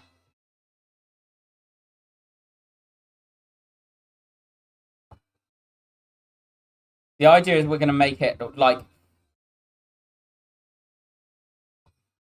I just Astral Pulse here? I think I just Astral Pulse Void Form. And then it dies next turn to the Sovereign Blade. If I don't draw anything else. This is... This one I want to play. And then we draw the... Play the minus. Play what? Just play Bulwark. There's nothing else that matters. But now this is, like, got some big. We got through the first phase with pretty little. We just do Reflect Glow. Glow. Falling Star. What are these costs? And play just this. Take the 1. Take 1 is fine. Main downside of take 1 is it's a wound, but I think that's okay. It's only 1. 1, 2, 3. Glow. Refine Blade. Venerate.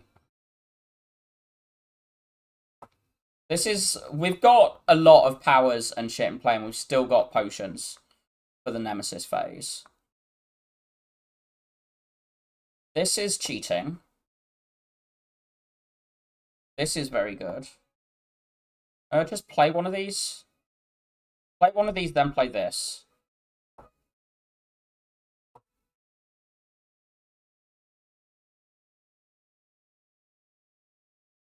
What do I want to set up with? Reflect. Reflect. How does Reflect work with Intangible? It works the bad way, doesn't it? We want to draw that next turn. And we do have some plus draw for next turn. Like, +2. So we're drawing 7 of this 11. And then this will draw if we see that. And we've got the brew. So we should be able to line up the Reflect.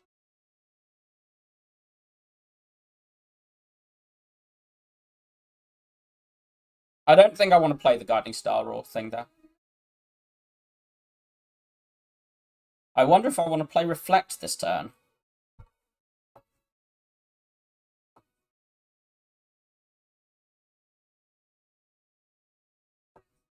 I wonder if I want to play Reflect twice this turn. Be gone this.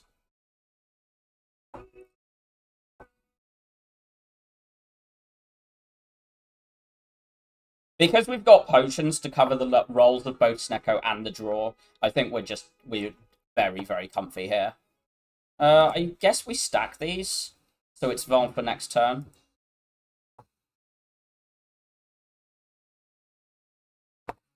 Just put as much draw next turn as possible, and then we know the Sovereign Blade is expensive here, so we do want to try and Void Form it if we can. Well, this gets played. This gets played. This gets played. This gets played. This gets played. Kill. Yeah, very smooth.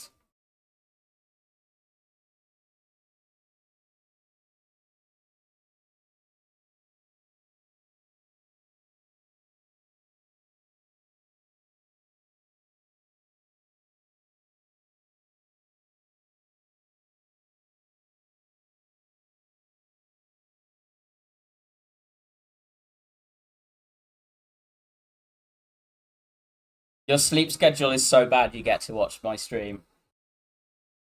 Well, I'm glad you want to watch the stream. Bad sleep sucks. Wait, no, the thing's called poor sleep, isn't it? Poor sleep sucks. Yeah, transform into something alright. I think know thy place over glow super. This was the most interesting drafting decision of the run, I think. The know thy place over the glow because I have a forge card. The refined blade transform and then do this, I think is pretty interesting. I think most of the others were pretty obvious. Guiding Star v Pillar of Creation is a bit of, do you want the immediate draw and output or do you want a like scaling block tool? But Hidden Cache was very clear here. Child of the Stars is broken. Hourglass, great. There was a lot of cool pathing decisions in Act 1, I think. I think the decision to not take the second Guiding Star here and as this is actually makes this farming pass worse because it pushes more pressure on the upgrades.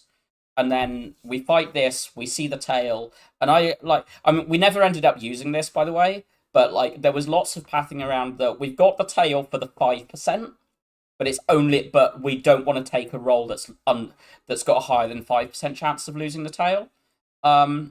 Seeing this pair being the 10 HP was actually really quite impactful because bear in mind we leave this on 9. And then greeding the Smith because we'd done that because we'd seen the pair tail. Going to this and buying, I mean, the miniature tent is just so good, but buying the flex potion to cover if we low roll the draw, and then we did low roll the draw, but still got out on 9 HP, and then like, void forms. I've been having discussions about this in Suki's Discord a bit. Card is very, very broken, but there's times Regent's broken in a way that doesn't need it, and it's clunky. And I think it's very, very good here when you have... Because we had, like, Reflect. No, we didn't have Reflect yet there. We saw Reflect somewhere around here. No, maybe I did have the Reflect. Yeah, we had the Reflect. So we had the Reflect already, which is Void Form's very good with Reflect. And we had the Refined Blade. We knew that, like, it could always cheapen the 2-cost sword. Yeah, Act 1 pathing, I'm really pleased with how I made these decisions. Like, because we did push into the second elite. Yeah, Reflect, Guiding Star, Refine already. So the Void Form, good. Brightest Flame, I think, is blindingly clear here. Like, I think that's just blindingly clear. I, like, dithered about it and, like, looked at the path, but, like, unless like, the fires are just on a path with absolutely no value, I think this, like, flame is just insane. When you've got pair max HP and you've got Void Form, it's just so good.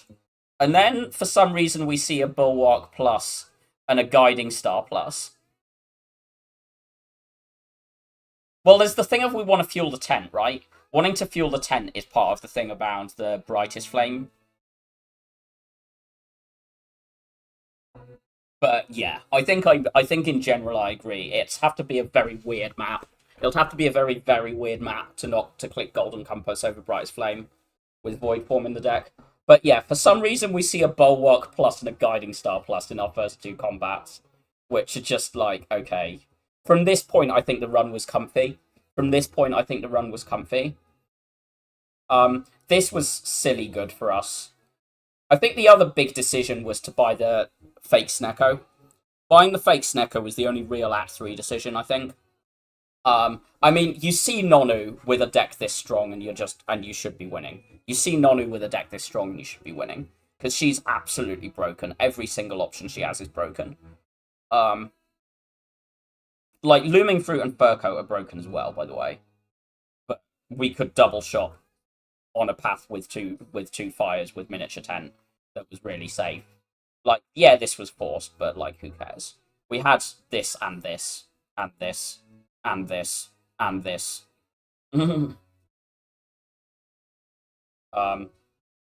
yeah, the fake merchant. I think the fake Snecko was the interesting thing there.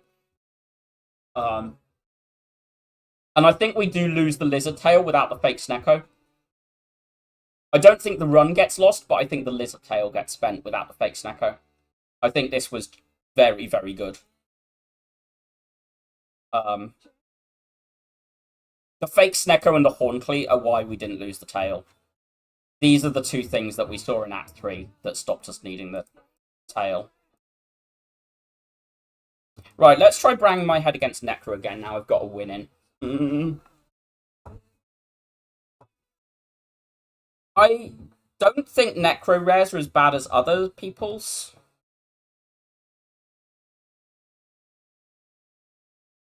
But it's against greed. And we can dodge if, like, the shops go weird.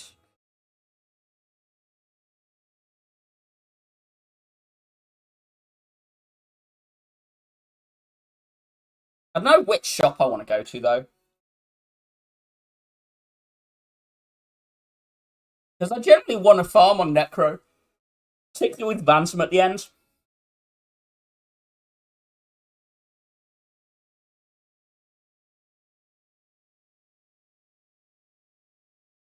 I don't want to get to Bantam with no output.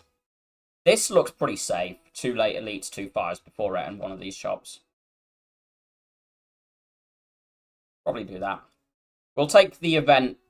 We'll take the event after the hallways, just before the shop, so that there's more chance of seeing good cards to enchant if this is an enchant one.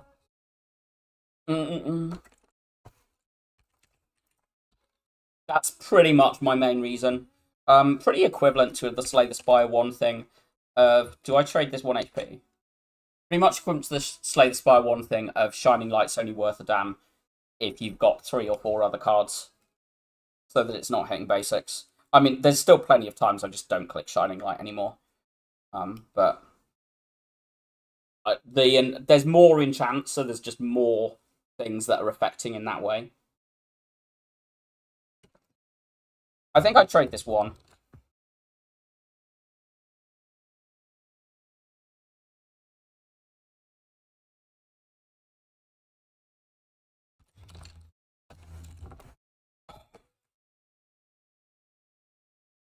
Eight, 13, 19.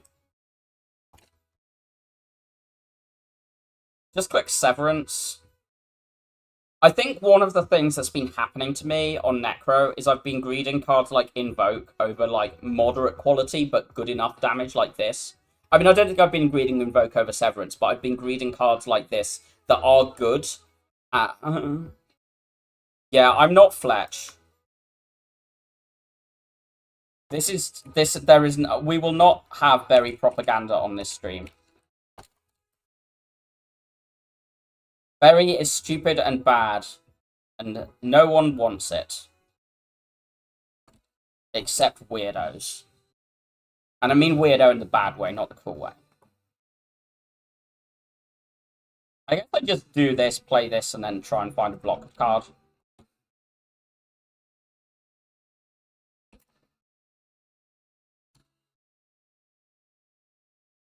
We've taken more than I wanted here. Yeah, there will be lots of berry slander here. Fuck's sake.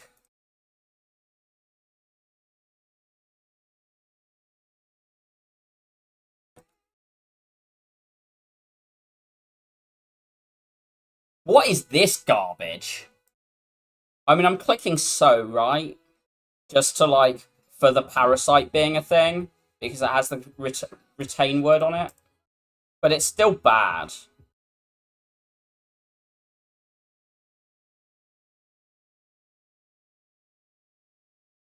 Only took 5 damage in that. It's just 8 in the first 2 hallways on Necro feels just a little bad. Do I throw the Sow? I think I do.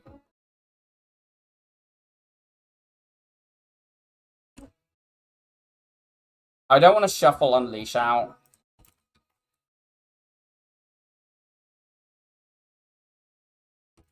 And that's why.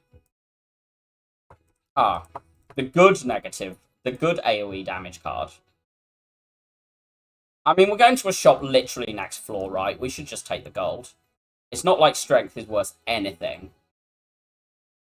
Surely we're not going to be poor with 580. This seems very good. We can take Dance with a Severance in the deck.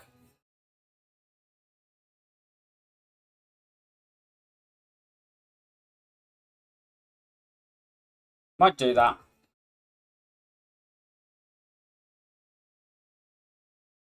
I do rate Mailbox, like, quite highly. But I don't really want to rest at these two. So it's not really doing anything till Act 3, or, like, just before Bantam. It's not doing anything till Bantam. Which then makes me think maybe I just take a Prayer Wheel and a Billy and assume that I'm just going to get good cards. Because I have a Prayer Wheel and I'm just going to be able to find Defy with this. I think I'm down for that logic. Go away. I don't like you. Like, at all. I'm willing to throw this in this fight if I need to. I hope I don't, but I'm willing to.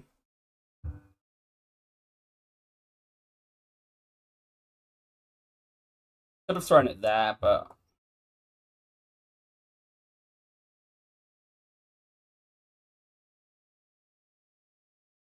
I think we're just playing the defense. Pretty bad because we've got the Von Frail bullshit on us, but...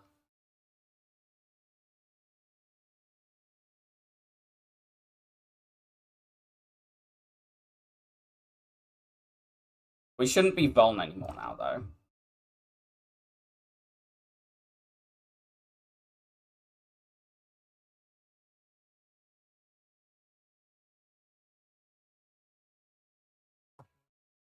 Can I just say, this fight is just so obnoxiously shit. And I hate it. I mean, it's like Spire 2 fights. We can take second Severance. Do I need it? It's basically, that's like, I wouldn't consider it without the dance. So I'm wondering if I'm baiting myself by having it. Because I want to not need it. And I find that 2 of these are clunky. Like Severance is weird Predator, right? It's weird Predator. And I've always found Predator clunky with 2.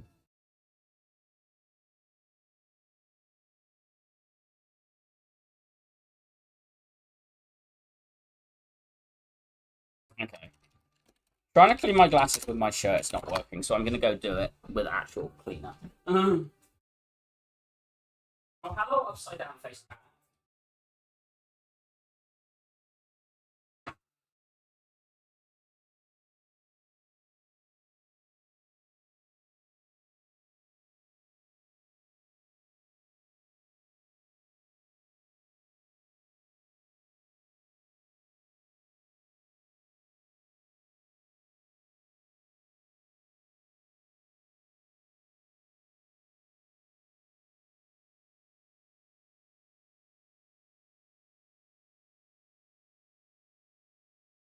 Pretty upside down face cat.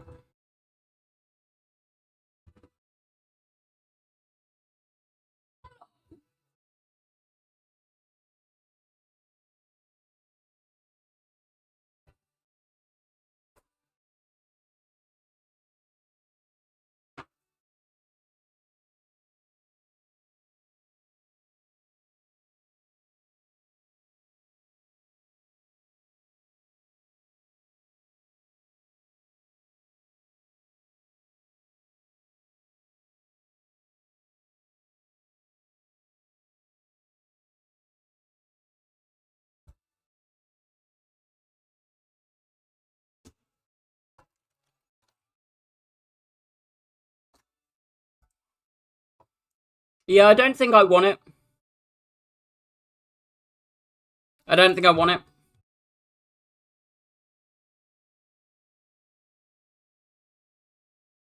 Oh, for fuck's sake. I really don't want to have to potion this fight.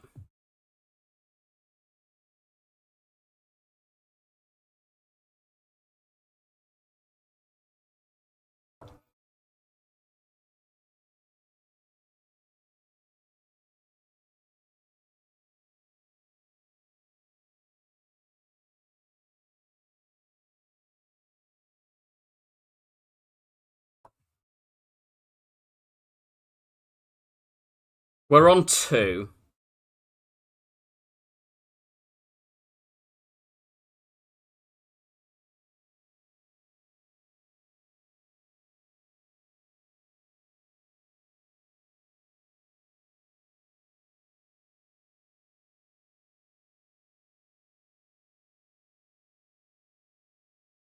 I really don't want to double rest here. These are bad. These are...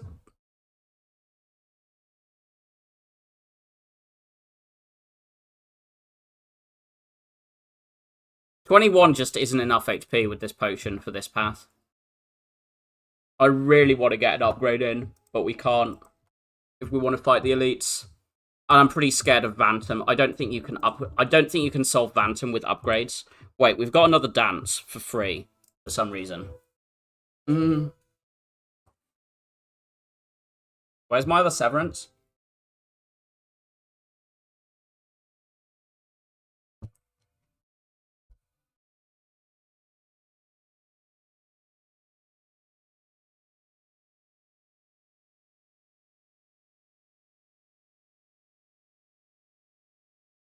Like, I'm not saying that ironically, I actually mean that.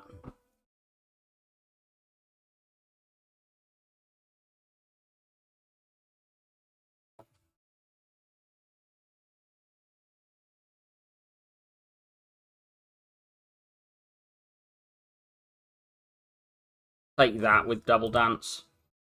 Don't think I'm taking any of those. We might have to skip the second elite, but if we do, we're in trouble. Just play this. I think it's just good enough. Souls are good in this fight. We're probably double potting this fight, though.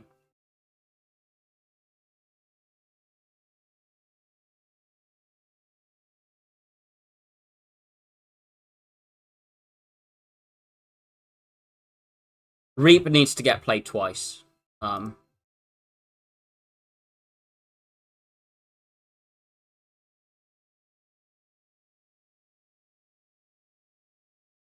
wondering about shuffling all this shit out.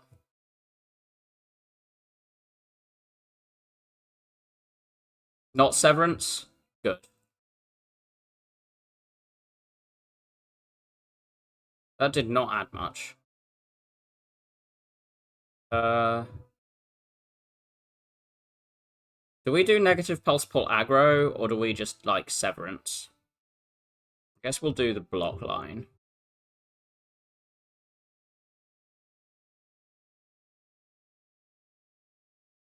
This is the main problem with the block line.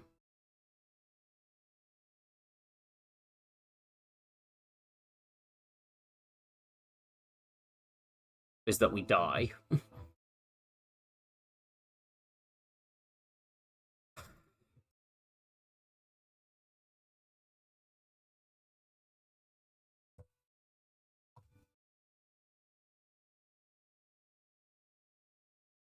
I don't feel like I'm as bad at Necro as this losing streak. Also, what the fuck? I mean, I guess we're going to this shop, seeing where we're at, and, like, hoping we can do this, but with, like, bail options all the way. I think one of the things I'm struggling with on Necro is shops feel so weird in early Act 1. I think shops are, like... I think she's a very, very hard character to shop on.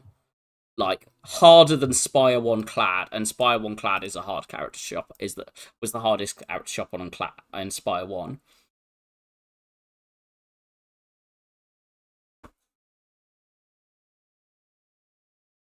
I think potions. I think generally shopping is harder with the way potions are, both the higher pool and like potions being less directly solves for. Because one of the things about Spire 1 is it has like Knob and Ladder are just bricks you need to get through. You have to just plan how are you getting through them. And if you don't, you still have to plan how you're getting through the Act 1 boss. Like, let's ignore Guardian. Because Guardian's a chump, but like the other two, you have to plan how you're getting through them, and you have to plan how you're getting through Noblaga, particularly. And like, I mean, we just take Defy. But there's more potions that are direct solutions to the clearly difficult fights. Sleight of Flesh or Orrery. We can do Sleight of Flesh Defy, and like, how much better is the Orrery going to be than Sleight of Flesh second Defy with Debilitate? Because then we have 3 debuffs and a Sleight of Flesh, and we have 2 Defies and a Debilitate.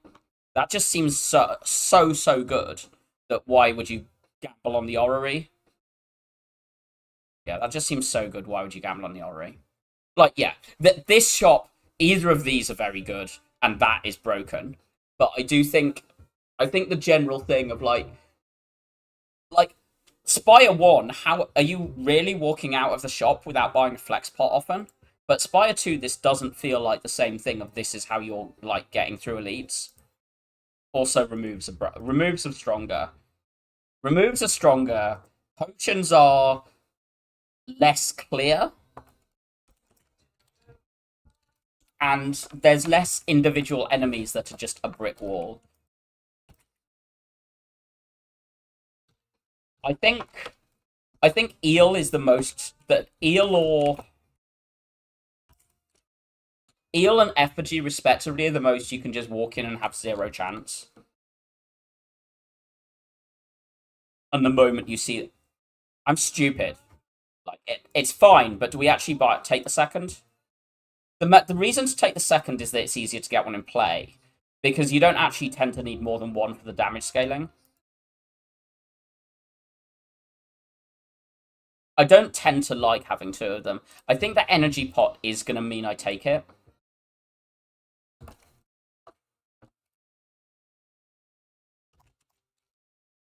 Seeing all 3 of my strikes when this isn't out yet is actually kind of weird.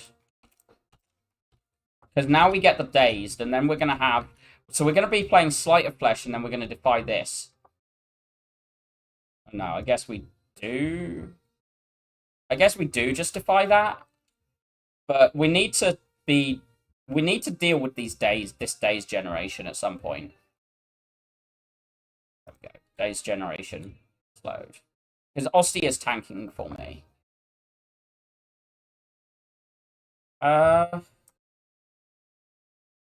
Dazes or block?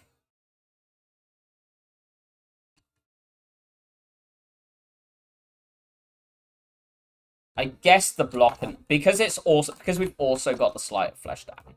Because 19 we might be able to kill from. As I said, the problem here was that we draw all 3 strikes turn 1, because that then snowballs the impact of it's actually hard to just throw a lowish value card at this.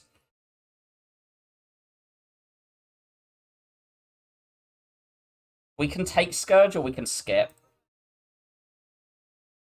Not sure I like it in jungle here. The main reason is like to say that you just slow the ringing phase down. I don't want it in Effigy. It's acceptable in Frog with the double sleight. It's acceptable here without being good. I think with the double sleight, we're just actually believing in unadvised. I do want to run through this even if I'm like resting all the way through. I want to run through, get the 3 elites, and just get like 1 or 2 upgrades if we can squeeze them in wherever we can. And I don't think the Scourge helps us in the elites. It's like fine against Bird, but not really. I don't care about it in Bird. In Bird, I just throw this to get a Sleight of Flesh in play, and then we're just outputting. We just have the output for Bird. We just pay a 15 to 20 HP tax and an energy pot, and we get through Bird. I think this is very good against the other 2. I just don't think that... I think it's too early to want this. If we see a friendship, we can take it then. Just double defy, debilitate, and then... this.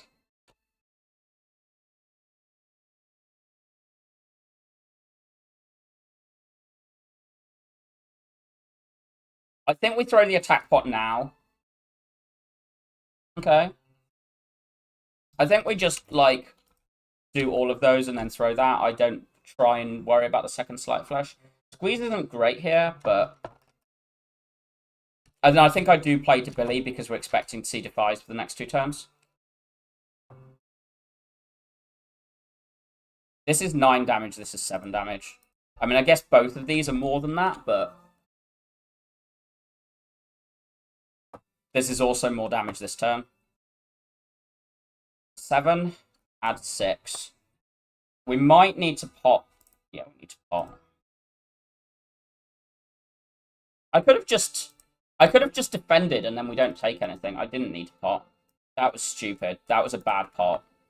Because now we're in a worse situation for next floor. We can just take 1 damage and then be out of here and we have an energy pot as well. That's a pretty good turn 1 though. We're throwing this next turn. Yeah, we're just throwing this here.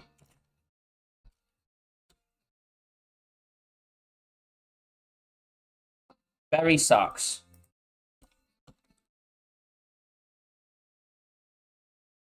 I'm a believer in good bonks. If you ask me if I value Eradicate and Reap,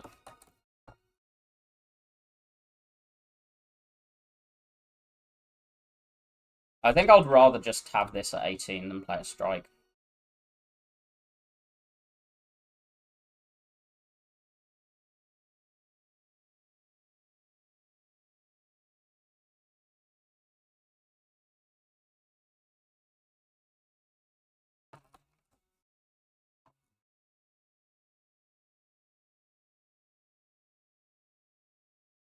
I mean, that just kills that. We're taking 1. No, well, Osti's tanking this. So I think I do this, and then the next Defy kills that. Or Debilitate can kill 1, Defy can kill 1. Sewer? I'm not sure I know what Sewer is.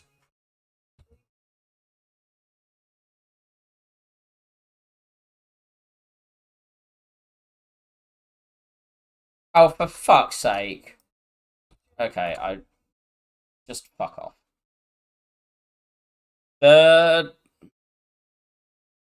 So, yeah, no. I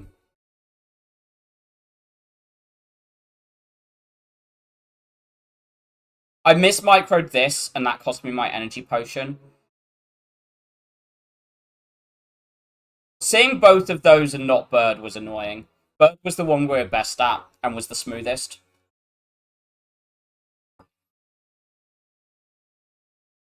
Do we just, like, dodge and take the Lava Rock dodge and just, like, get things for next act?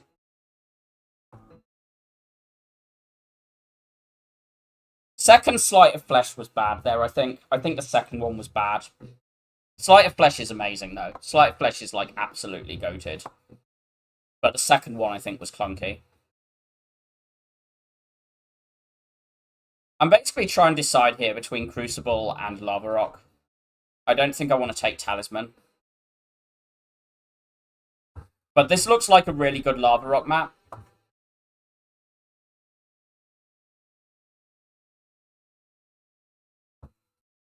Because I don't think we're struggling at the end of the act for output. And we're getting our good shit upgraded early anyway.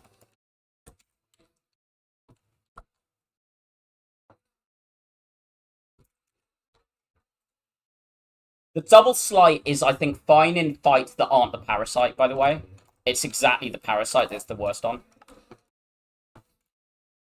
I mean, just try it more and you will start seeing it. You will start feeling how good it is. I was very hesitant on it, and then I just started picking it more, and it just started winning me everything.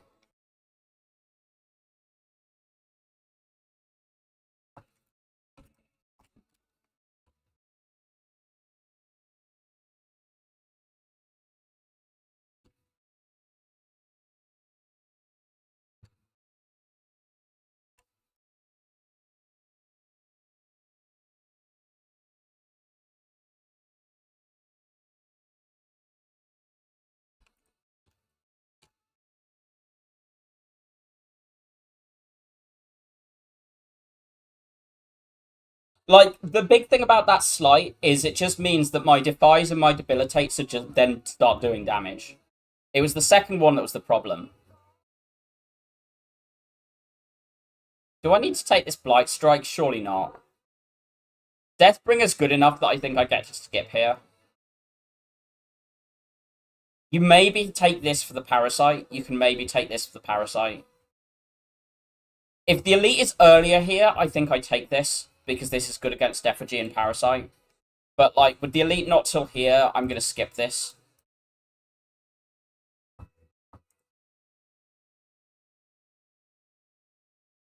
See, saying Eradicate is the best damage card on Necro, I can get behind.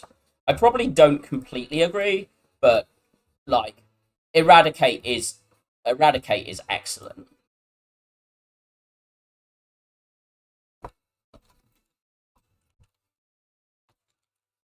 I mean, but you just have to take this 4. There's just not a line in this.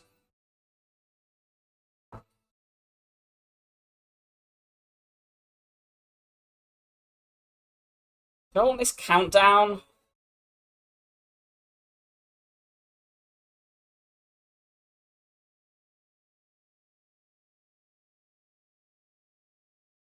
It's...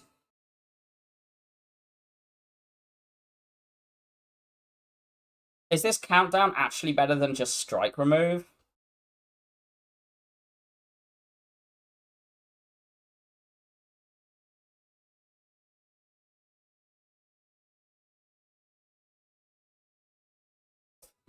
Lol, mods, auto mod.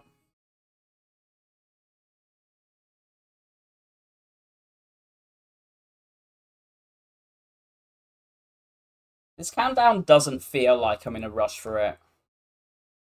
It stacks kind of nicely with Deathbringer.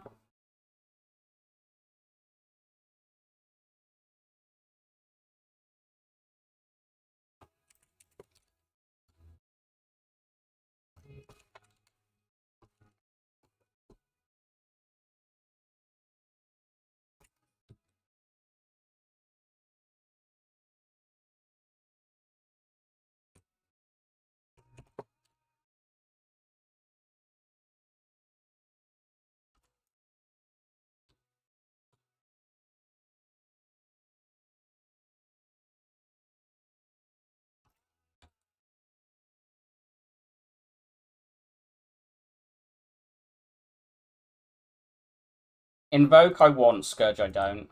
I don't really want to upgrade this Invoke yet, though, or the countdown.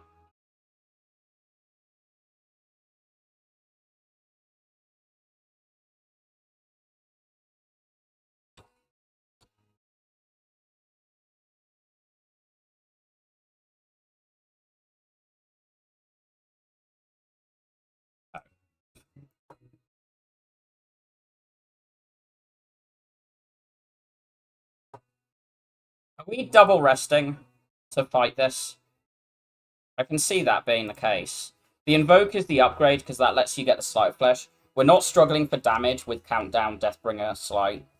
So we don't need to upgrade the damage. We just need to make sure we can get the damage in play, which is what Invoke does.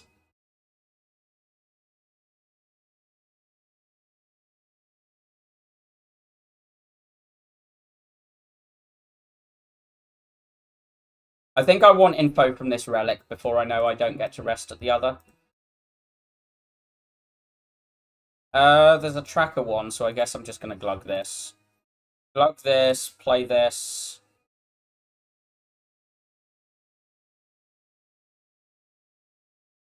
Probably push at this one, let Osti tank here.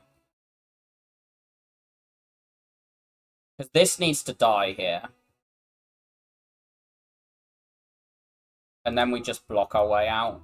Deathbringer would be nice, but with having committed the Thorns part, it's not really necessary.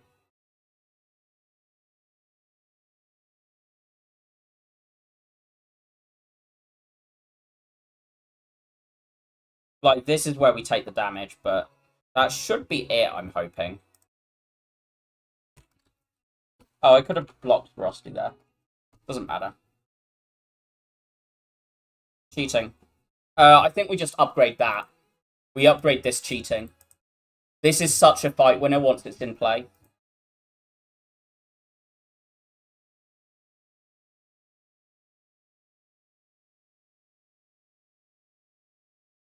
Oh god. Any energy cheats? Yes.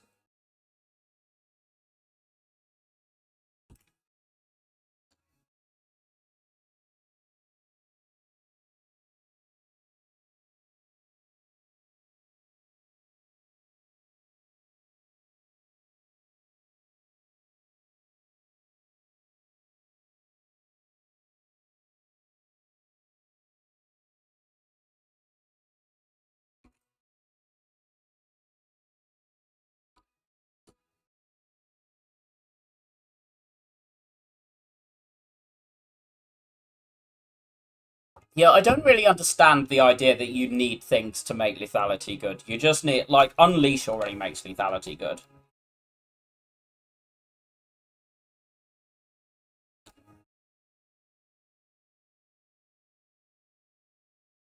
I think I want to preserve my Lizard Tail more than I want to fight. Do we take the Reap? I don't really see a reason not to take first Reap with Invoke.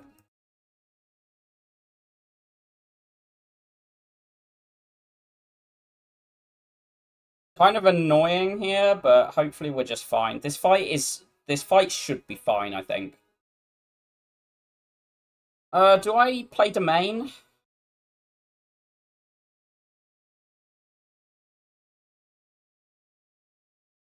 I can Deathbringer Defy.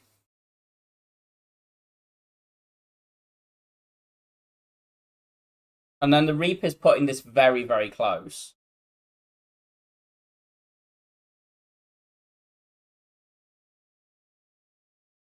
I think most of these Osti attacks that are like give you a benefit for others are just bad unless you have Equilibrium. You just need Retain on too much for them. You just need to have Equilibrium first to build into a lot of that stuff, I think. I think I'm going to do this and just like believe that we're going to play this fight slowly and we're probably not going to get punished for it. Okay, we're getting punished for it. We have 16 here. This is dealing 17, and we have literally nothing here. I mean, we only had one defend in the draw, so I guess you can anticipate that.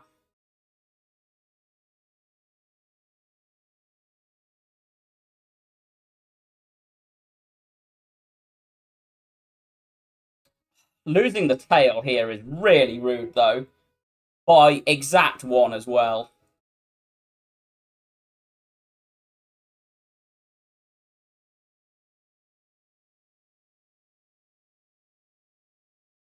Everything I did with Osti attacks was at low ascension. I just kind of don't think... I think they've just fallen off very, very hard. That tail loss is really nasty. Like, really nasty.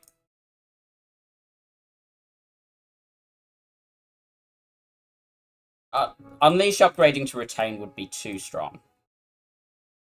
Like, too strong.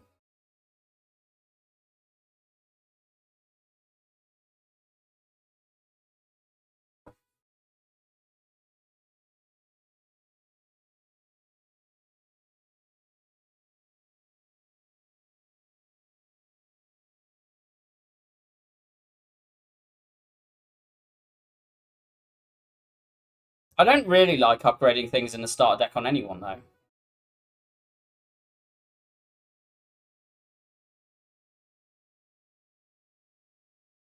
It's fine.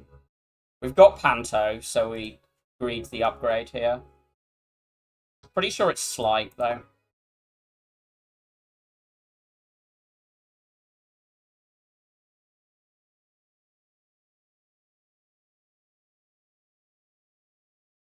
That's just because Silent... That's just because Silent is cheating, though. I'm just gonna upgrade pot this fight. I don't really want to, like, get, like, randomly owned with this deck, because having lost that. This deck has so much space, but we need to get through this to suddenly have on Yao. One of the things about Lava Rock is you just need to accept that you just throw as many resources at Act 1 to get it.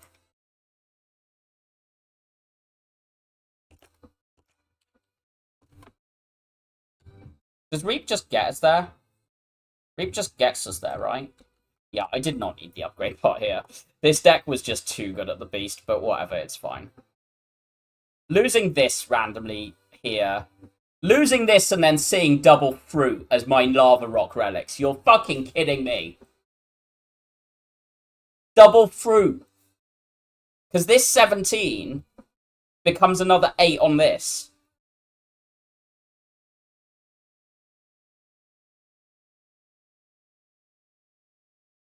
Of fucking course. Do you know how to fuck off, Tez? Do you know how to fuck off, Tez? Has anyone... There are other Act 2 Ancients, right? Is my Spire bugged?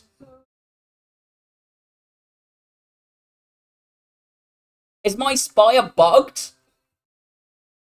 Has someone hacked me and to give me only Tez? I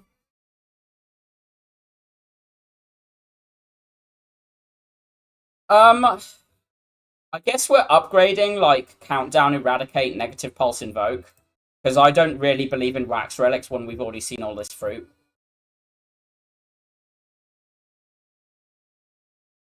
Oh, Bodyguard is definitely the earlier one. Actually, I like the Reap upgrade. Yeah. These 3 are getting upgraded. Well, no, these 2 are getting upgraded, and then I decide between 2 of these 3.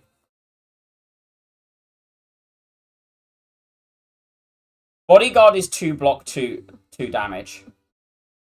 And it's 2 retaining block. If you think Bodyguard is Bodyguard is much better because of the whole Austin mechanics. Like, just actually genuinely better.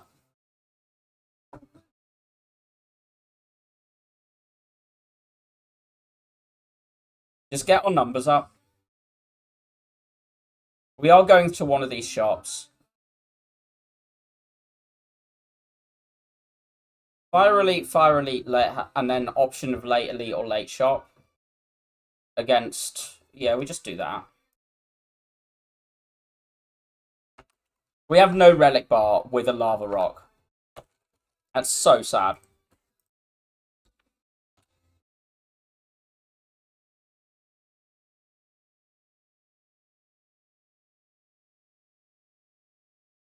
And I once again say, fuck Tez.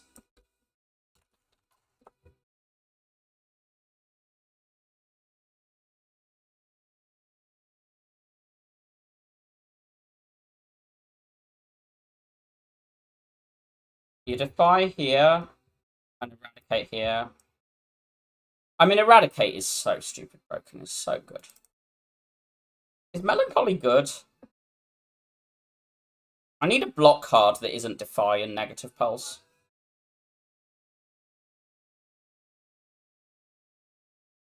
Don't think that's the one. I think I want Delay. Don't want Haunt. This is okay. This is strong. I click a Relic here. I don't click Remove. I could take Grave Warden, but I think I'm taking this. I could buy this, but because we've got the optional shop at the end, I want to just not.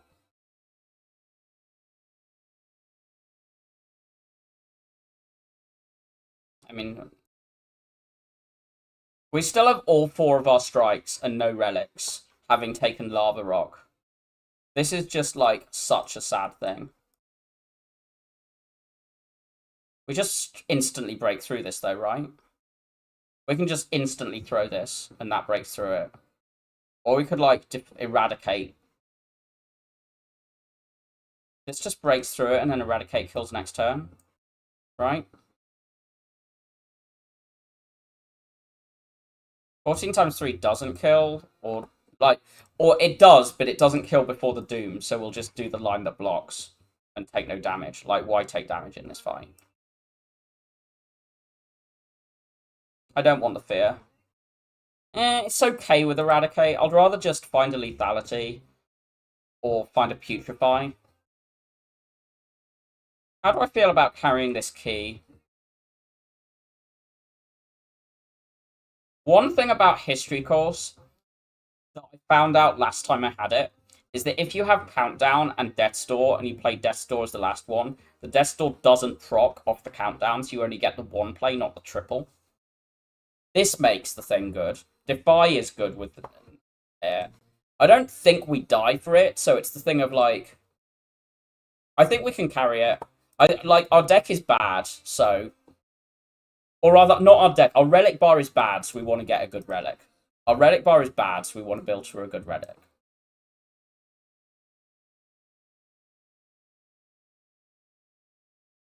I think I do negative pulse over bodyguard. Maybe wrong. No, maybe that was wrong. Just this again. No, let's block. Let's block and cheat energy with knowing that we're high chance of seeing the main. Does this kill? No.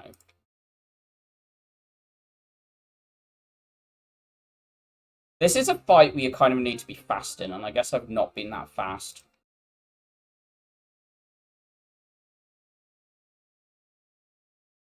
This kills next turn, I think. Because you get 13 from this.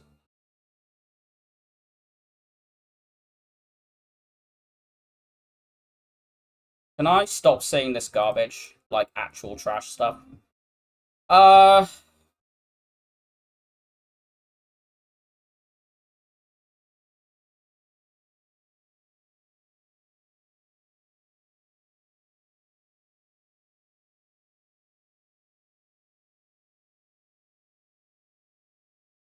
Deathbringer working the bad, doing working the bad way on these again. There's no slight flesh and play to proc.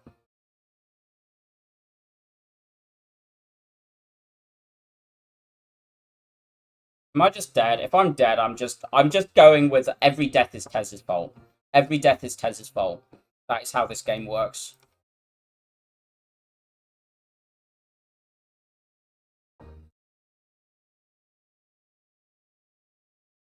How much are you attacking for? More than I want to deal with.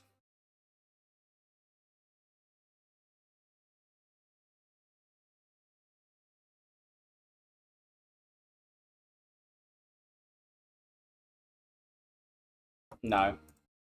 Afterlife is very, very mediocre. If I can just stop seeing Tez every fucking run, I'll start to win again.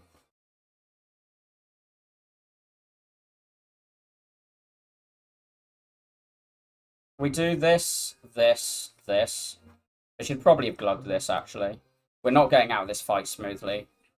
I was thinking of using this one instead, but that's not really happening, is it? Do I need to play the Invoke here?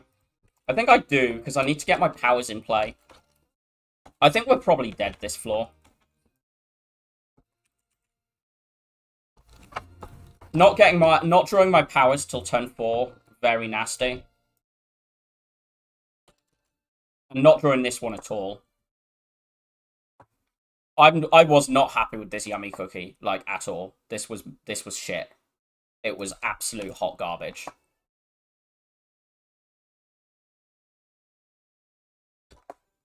Like, yay, I got my countdown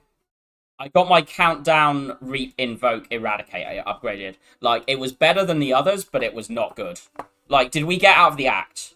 No. Therefore, it was shit. We missed 2 ancient bonuses, and therefore we died. If we have any real ancient bonus, we are comfy here. We do not take... I shouldn't have fought this, but... Yeah, but Tez was the other thing. The whole thing about Lava Rock is this is meant to say you get out of Act 1 and then you're really strong because you stack 2 relics and an ancient bonus. And we got no relics and no ancient bonus. We didn't get an ancient bonus. Like, Yummy Cookie is also really, really bad with Lava Rock because you take Lava Rock on the, like, maps where you just can get through with, like, upgrading and you can get through with that. But, like, this was bullshit. The draw order in this fight was bullshit. Because if we don't draw exactly like we did, we don't lose the lizard tail. And then the lizard tail is more. I shouldn't have fought this. I shouldn't have fought this. I thought we were taking like 25, not 45. But like this, the Tez was the tilting, and you'll see how much Tez I have in my recent runs. Like,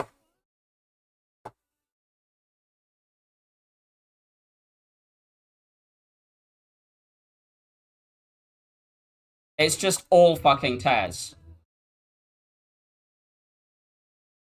Oh, there's a bit of others, but I just can't. I'm just always seeing Tez, and this is ruining my runs, and it's also ruining my enjoyment of the game. Like, it's genuinely hurting my enjoyment of the game. Because I feel like the game is balanced around Ancients being stupidly OP broken. And Tez is actually balanced. And I want to point this out. Tez is balanced, and the rest are stupid OP broken. But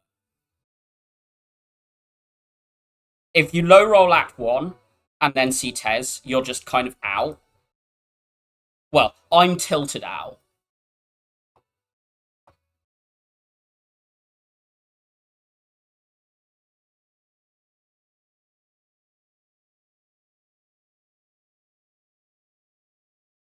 But, like, for a long time, I was better at Necro than Regent. And, like, I think the Regent run showed that I'm not actually playing that badly right now. Like, I'm not playing brilliantly, and I've definitely played better in this, like, game. But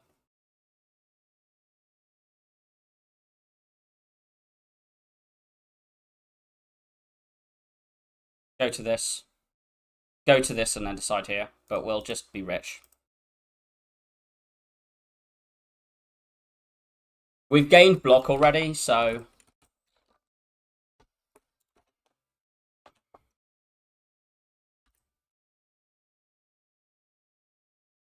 I think I want the summon for unleash damage. This fight is, like, so much of the damage needs to come from this card.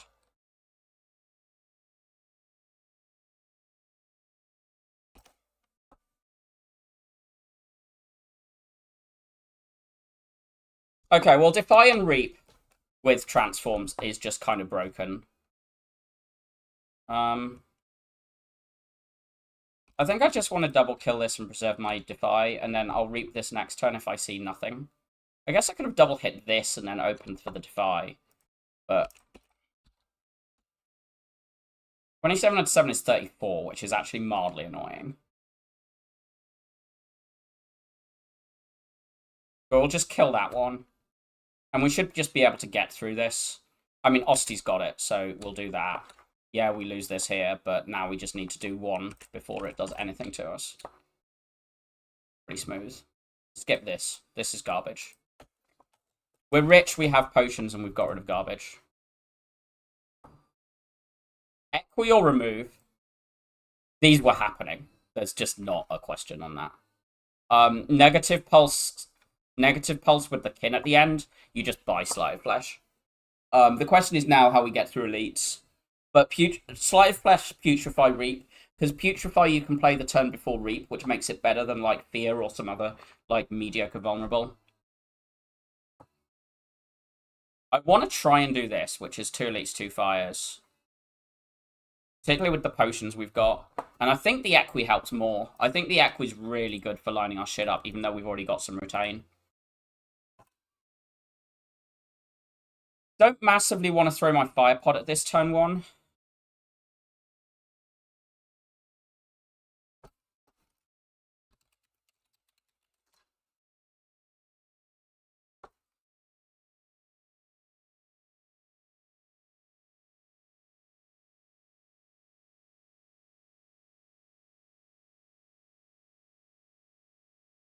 Yeah, if you're promoting your own Discord, then you can just get banned.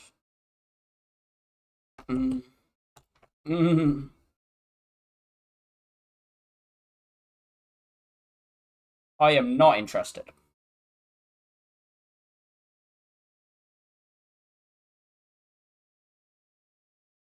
Yeah, I mean, if people want to come and chat about the game and then ask about questions about if there's like things around, like, I mean, I don't have my own Discord, and at the moment, I have no plans to make one.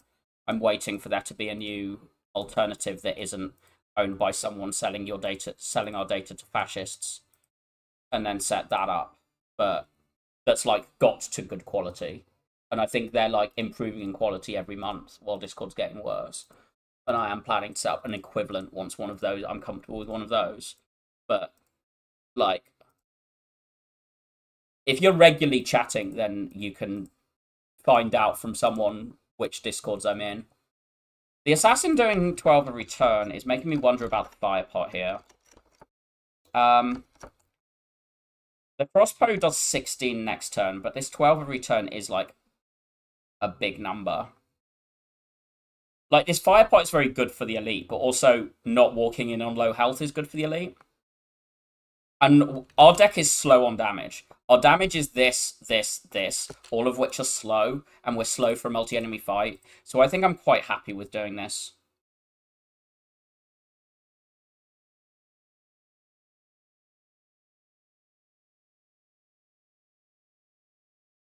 We throw this and this turn.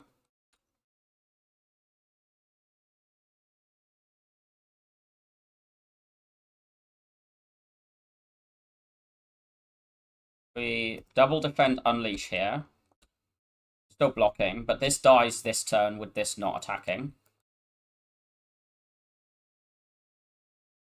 And keep our defy. We need to do 5 damage at some point. Oh. There we go. Yeah, annoying to use the pot up, but it's fine. We got out of here for nothing, so...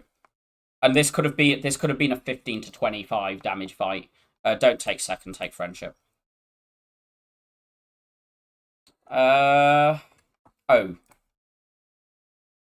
mean, this is just more damage than the thing. We might use this, but we'll use this once we're in the blocking phase. Just throw these. This next turn is the turn where we throw this, if anything. Quite interested in this Reap. We take nothing for that, and this is... Yeah, having bottom decks the friendship, I want to shuffle the Reap in as well. I'm not going to bother with friendship now. It's just too late.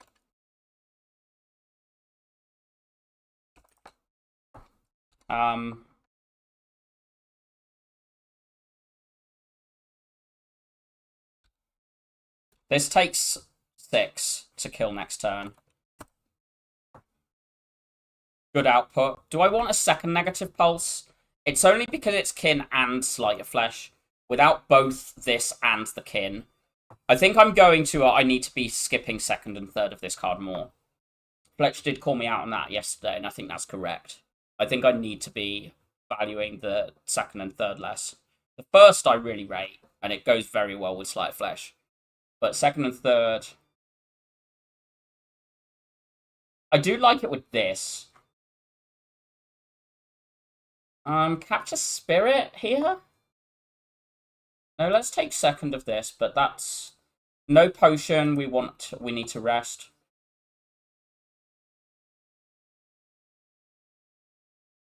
Ice cream friendship. Just Reap now? Or like negative pulse unleash strike. This is 13, 20 damage, or 27 damage. I think it's just actually as simple as that there. I mean, I guess we could have ice creamed.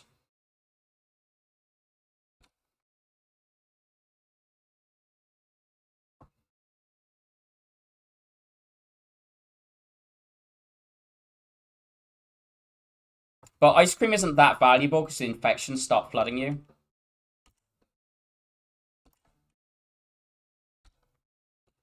It's mostly just to fuel this.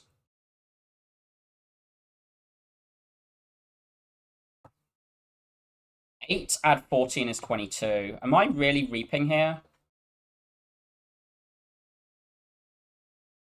Unfortunately, I think I am. I need to not have too many infections in my deck. And this will be good against these. Wait, I haven't played the Sleight of Flash. That's bad. Okay. I guess we're hitting... Okay. Yeah, we hit one of the ones that's attacking. And then we hit the lower of these. Osti's got me for these hits, so I only need to block the infections with my own stuff.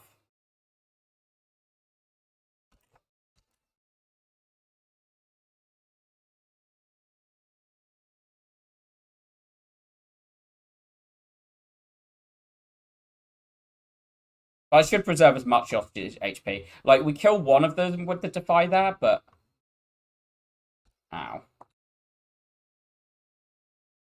Ow.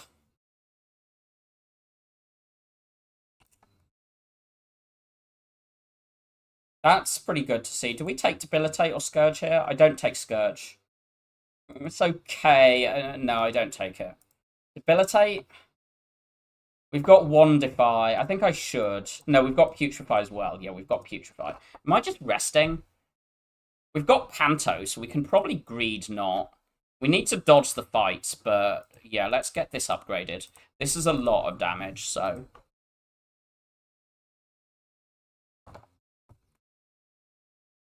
I can reap this. I think we strike. We can reap either of these next turn. So it's basically, I think I don't play Slight here. I either play Pull Aggro or nothing. Because if I play nothing, I preserve energy for Ice Cream to block next turn. This is saying 4 block next turn. I don't think that's good enough. Because we're just reaping the 12 attack one. And then we play Equi. And then we take nothing. And then we're having a turn off. We play Friendship Negative Pulse. And this dies. And I guess we'll Bodyguard instead of save energy.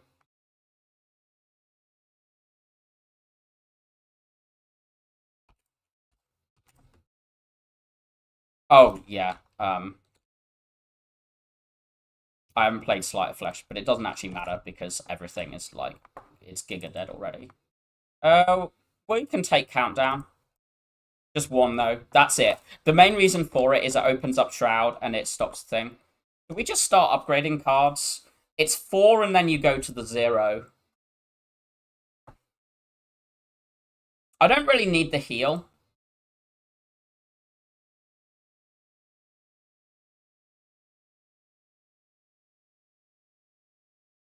I mean, this is very late.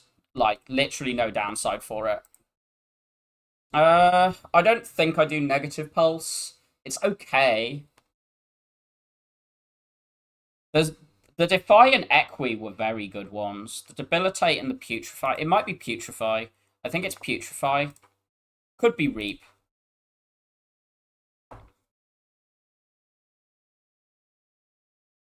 You just play that and then you play this. I could throw this here. From 45, why? We've also got this. We've just got a lot of damage available. And with Ice Cream, we can be pretty... 4, 12, 17. But we're frail, so why play another? Like, save for the and play the Pull Aggro next turn, and that's more HP overall. Like, this gets played, this gets played, this gets played. And that's just, like, way more output.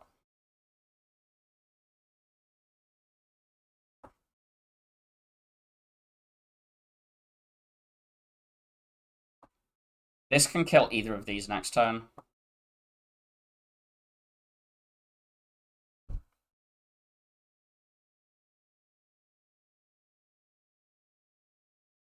As can this.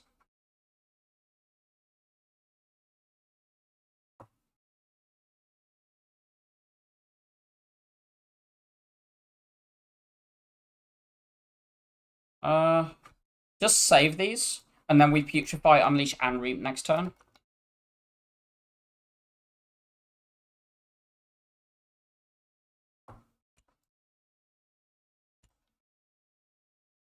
Really smooth fight. Not surprising. Neurosurge broken. Better than Oblivion, I imagine? Oblivion's pretty good, mainly because we have this. So, like, you play this on a turn, and you then, if you, like, manage to just spam, like, 3 cards out, that's 39 damage on top of the 9 Doom. But I think the big thing is we just want to draw into these two early. We just want to draw into these two. And the energy cheats with ice cream. Wait! I'm so happy. You're not Tez. I imagine we're taking pots. This is fine. These are all fine. I imagine I just click pots, though. We want a shop after this, but, like, this is a really nice flexible from that mode. Do I go to a shop before? I probably just take the fire before, right? No regen potion here. That's fine. I guess throw this. Play the defend. Play the putrefy. I mean, we're only taking one here, right? Yeah, hot cocoa. This is actually one of the times Tez would have been good because hot cocoa is broken. Guess we play this. Hold these.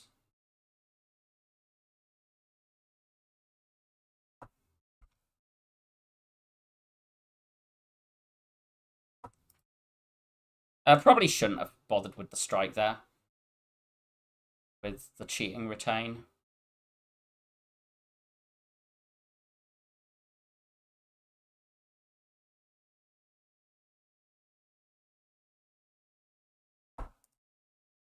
And cleanse. Pretty good with these strikes. Just take one. We don't need many, but take one. Slim the deck out a bit. Don't really like this draw, so we'll skill pot.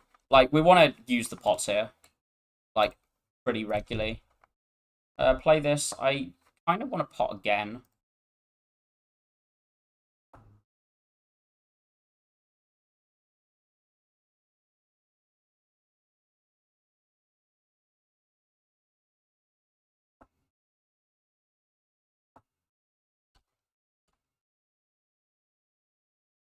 If I'd drawn anything that would have blocked, that would have been really nice there, but it's fine.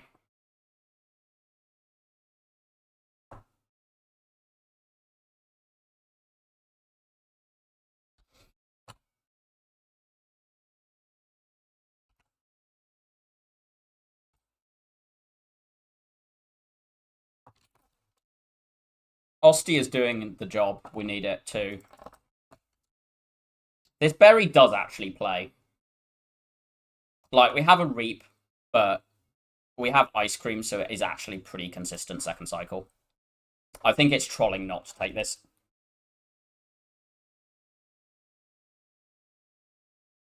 Wait, Snecko. Don't think it's actually that good. T-set's very good. Very, very good.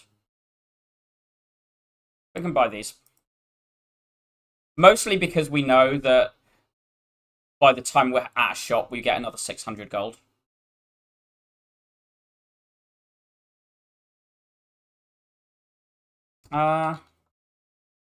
Just skill pot again. See what we get. That's fine.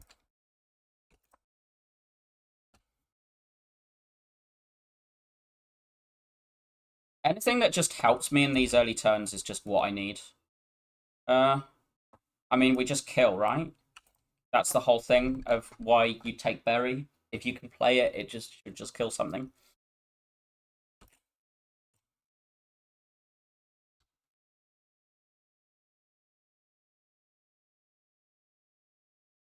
God, Fletcher's never going to let me hear the end of it if my first win in a while is with berry.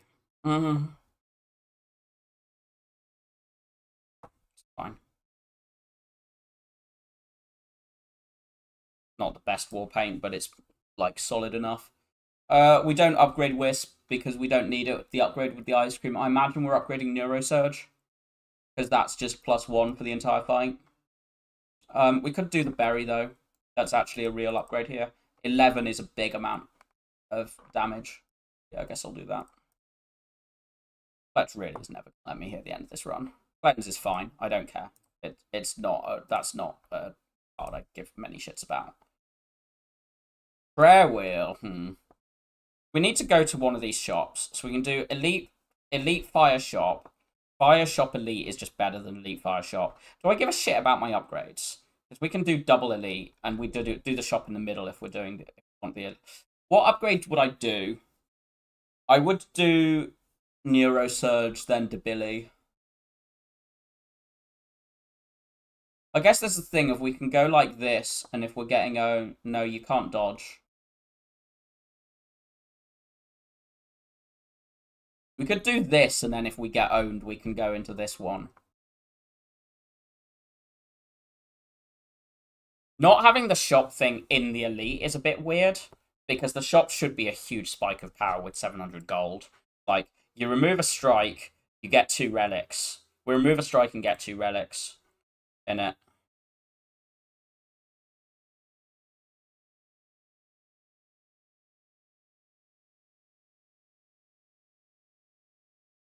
I guess we can just refill on. We can just refill after. I mean, this just kills one, but why do that over the Equi here? I think I'm going to power pop this fight. I don't respect Crab as much as I respect this fight. This was not the power pot I wanted. We Equi pull aggro here and throw Powdered Demise at the lowest HP one because the berry can deal with the highest HP one next turn. Even with through the week, I think. Yes. Even through the week, it does that. Oh, no, it can't do it, can it? Shit. Because we don't have the energy. I guess we're just doing 2 of these. We could defend.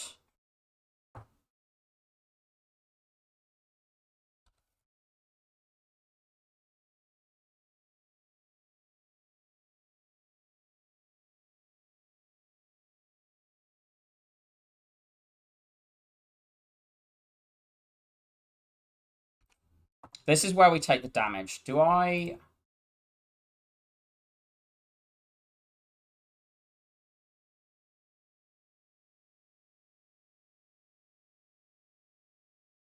Okay, we need to kill.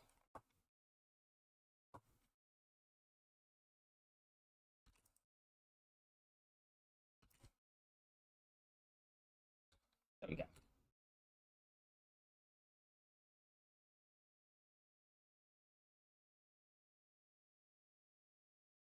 Green? Borrow time? Borrow time cute. Borrow time seems strong with this. Now I regret going to that, but we just need to not die this floor. Just. Play this, hold. Don't play the negative pulse until after the Sleight of Flesh. Because this stuns this now. The weak doesn't matter. We play this, this. Yeah, that's what the thing. The Borrowed Time Ice Cream is insane here. This means we've got 4 turns.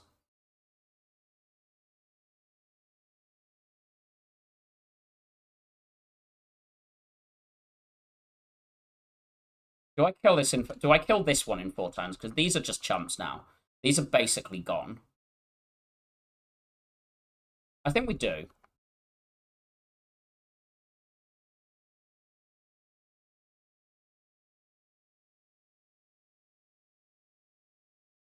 That said, we're taking damage to this one unless I throw something.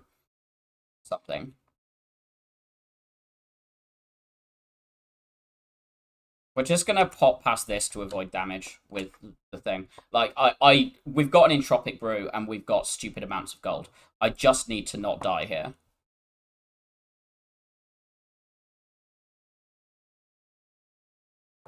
Osti's tanking this for me. We got it. We got it. We're fine. We're out. Defy good. I think this Scourge is good, but it's against Enfeebling Touch, which is we need. Do I take Defy over the Scythe here? I think so.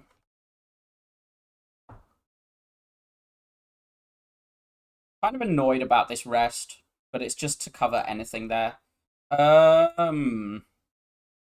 Interesting. I generally like momentum, and our deck is not that thick.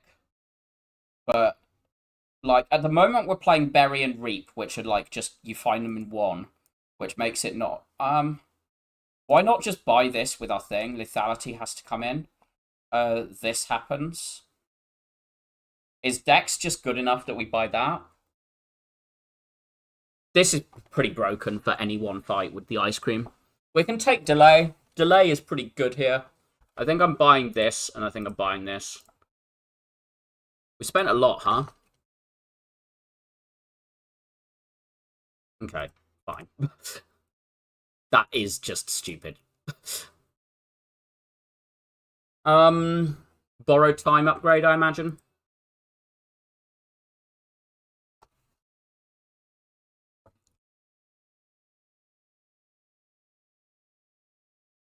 Save this. There's no reason to play it this turn. I don't want to play the Radiant Tincture this fight, if I can get away with it. I think we're pretty chilling in this fight in general.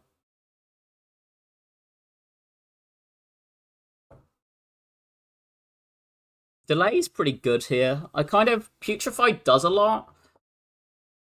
It's not attacking next turn, but it'll attack the one after that for quite a lot. So this is very good in 2 turns. This is the turn I do this if I do it at all. Let's do this. That blocks so much.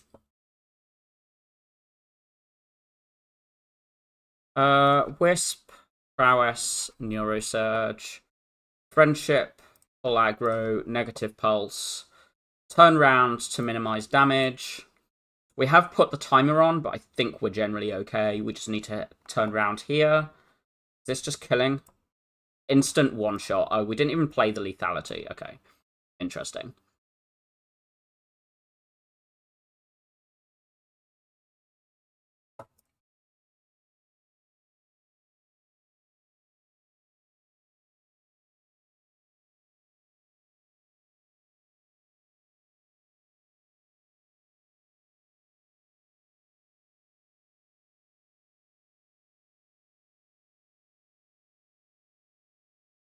Okay.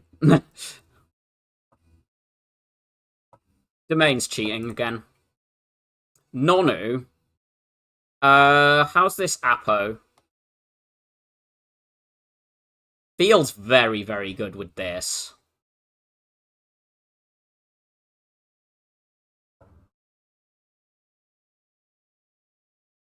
I don't mind this Diamond Diadem, but I feel like it's probably worse than the Apo. How many elites are we forced into any elites? There's one on that path, one on this path, one on this path. So we are forced into an elites. We could Fur Coat to dodge elites, which is not bad. Like, Fur Coat should just make one path giga safe to get to door. Do I really prefer that than Apo? No, it's just Apo. Right, where's got the earliest fire while still taking an elite and a shop? Because we do want a shop in the... Okay. Shop. Fire. Option of a second shop if the first one's whiffed. And then one forced elite late in the act. But we have Regal Pillow and Pantograph. So as long as the elite is late and we don't die to it. Apo. Borrowed time. Domain.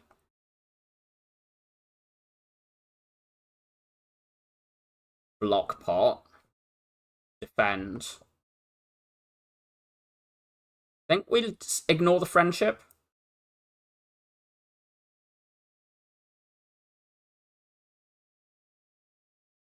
Reap does just kill. Reap or Berry just kills one, but we can just reap the left one and then block 15 with this holding the other.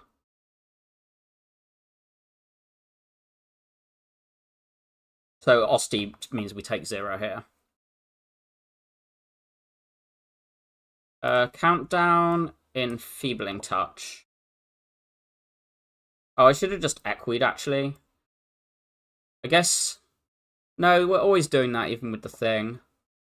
So we haven't seen the Slight yet, so I guess we do play this. We're only drawing 2.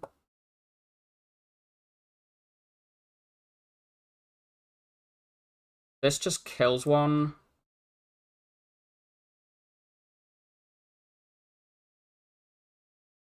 We're very comfy now. Like, we're out of the fight, really.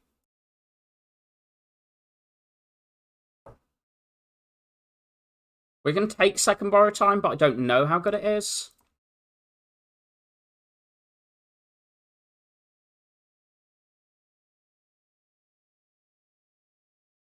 Melancholy. Yeah. I think I like the cleanse, honestly. My deck has, like, some problems of, like, there's just a few too many garbage pieces, but we've also got Door and Visible. We've got Door and Queen Visible, which the two where you don't really care about slimming your deck down. You just want to have, like, you want big retaining cards, which we have. Energy feels less important here as well. I think we've already solved energy. I don't think Door's that terrifying.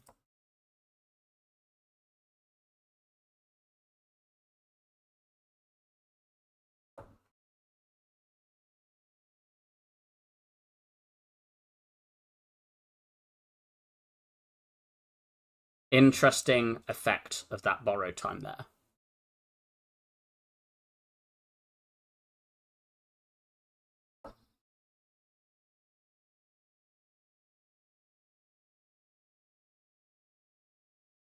I'm mostly just scared of hallways. Like, that's actually the genuine. The genuine here is that I'm scared of hallways. Do I need to bury just to get out of here? Surely not. I don't think the Doom ticks, so I think we can avoid that 2 damage.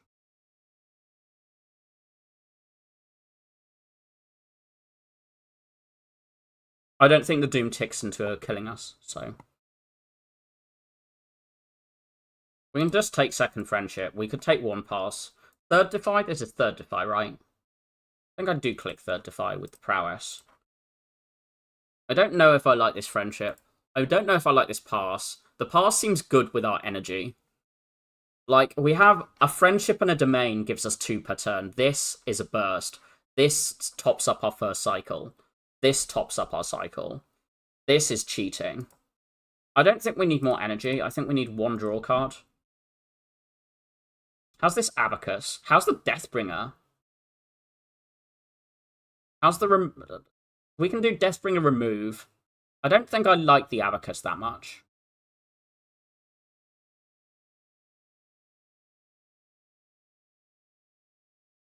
Right, imagine we're just still doing a dodgy line here. As by which I mean we're trying to dodge, not... Probably take the Dex. I'm kind of worried about this fight, to be honest.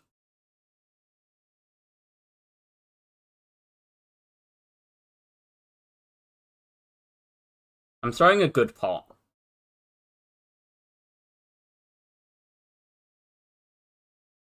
Okay, negative pulse, and then we start throwing defies out. We've blocked, so we don't play these. Pass can go. Pass is basically it's for improving our second cycle, particularly against Queen. The tech of Pass is just minimize Queen output.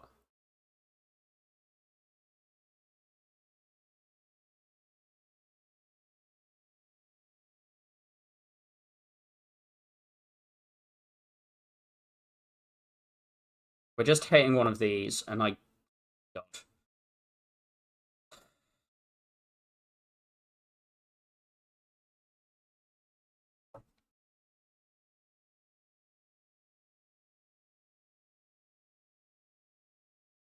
You know that whole being afraid of the hallways thing?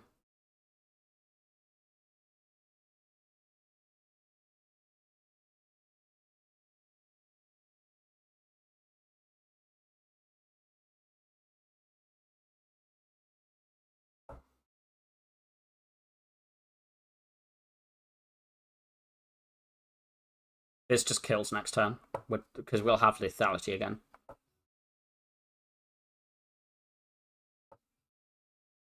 Fruit juice, very good. High five, I don't care. Scourge, I'm mildly interested. Green, I maybe take. The main problem with my powers is I have to spend energy on them first cycle. Shared Fate does do something against the bosses, and it's maybe better than the Page Storm in the bosses. I don't want these. I don't want the Scourge. Scourge plus I will take over Skip. Or Scourge plus I will take if it comes green. I guess we've got the Apo. I really don't know how good a Scourge is, though. I think this is what I want Scourge to be. How's this Shared Fate? It's just perma debuffs on these. And the strength is who cares?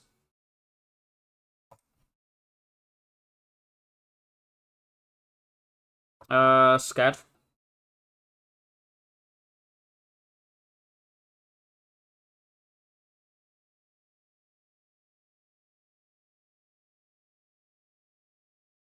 That's much better draw. Thank you, game. Unfortunately, resetting things was necessary. Play this, play this. Oh, I guess, why did I play the delay? That's just -1 energy. Okay, this gets played, this gets played, this gets played, and this gets played. The prowess doesn't. We have got a tick happening here. Does this kill? Nowhere near.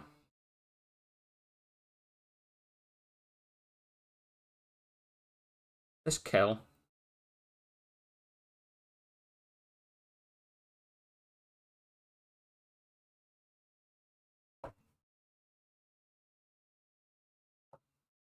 This kill. Gets very close.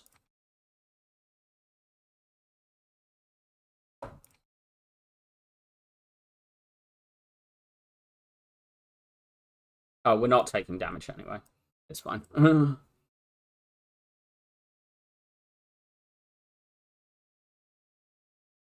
Second lethality probably were... Oh, Dirge. Dirge cheating. Dance Macabre also very good here. I think this is good enough. Right. We want to upgrade Apo. Do we just go to the shop for it not to be a hallway? The main thing is that the elite at the end is less scary, I think. That's good. I think I like the skill more. Sure.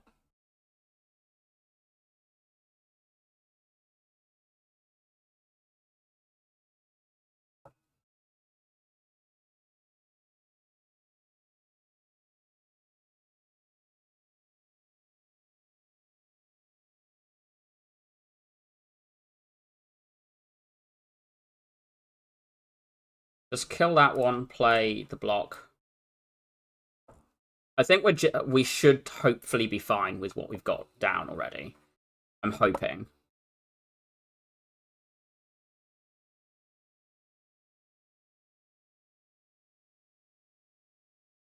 Okay, Osti dies here, but we've also got...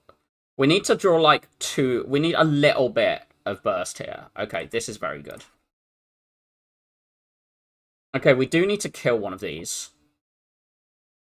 We need to kill both. Let's draw and then see what we get. Okay, we can just go really hard in here. I guess we just like get rid of one. Just get rid of both. Wait, what if I do this, this, this?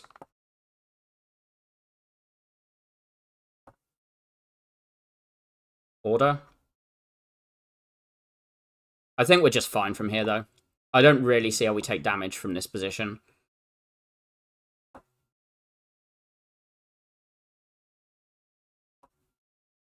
I mean, I guess Berry is one of the ways. We haven't actually... No, we have got a Sleight of Flesh in play, so... Let's kill it.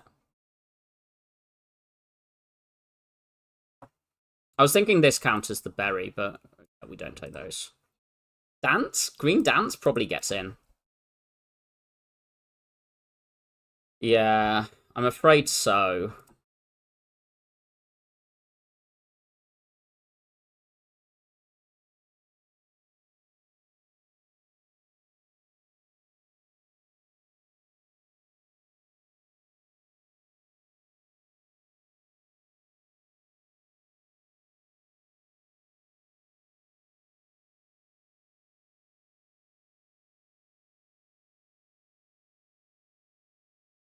I might throw one of these in this fight. Oh, we are actually just killing that then. Defy, who cares?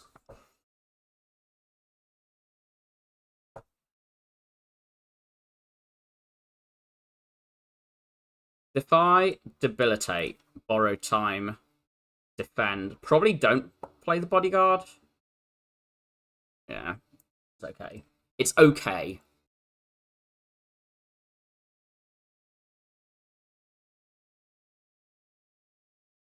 Let's play this. I want the sleight of flesh in my draw.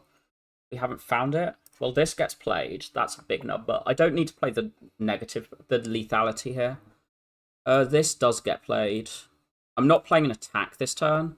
Do I need the lethalities? I don't really, right? As long as I get the sleight of flesh in play. This, I think I'm just going to play this and assume that we can lose all this shit.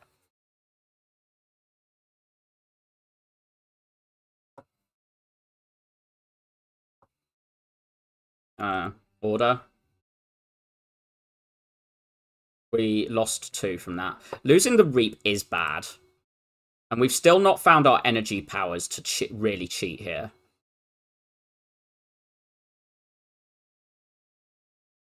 Yeah. We've lost a lot of our energy tools with the draw order. Like, we drew our deck kind of upside down a bit here. This does need to get played, so... And we just hope that we don't take too much. I mean, we've got the Regal Pillow and Pantograph, so it's very, very hard to really get owned here.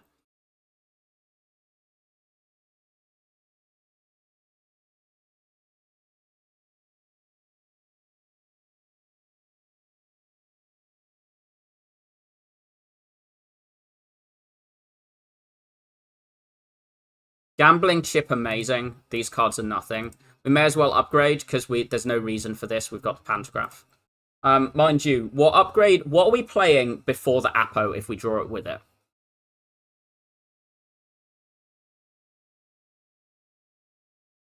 Is there anything we play before the Apo?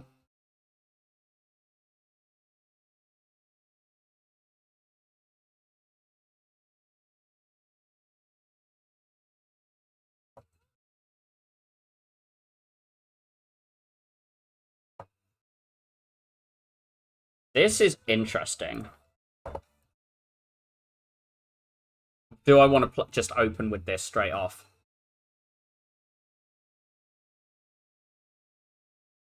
I think I want the strength in this fight.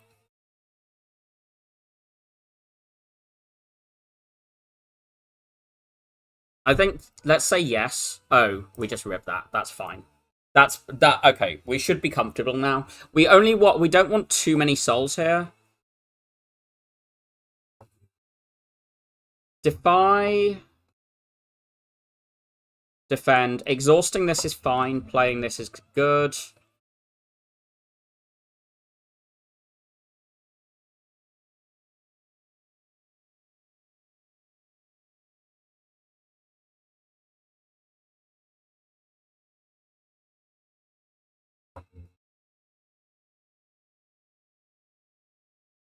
Just get rid of this. Just get this going.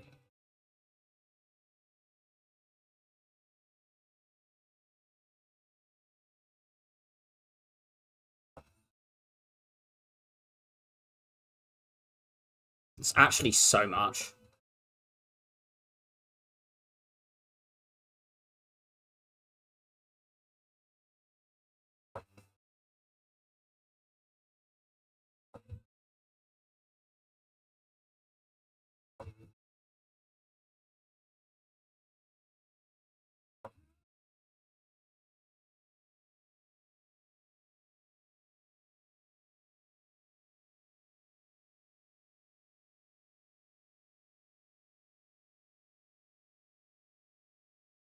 We're losing HP at the moment, so there is a bit of a thing going on.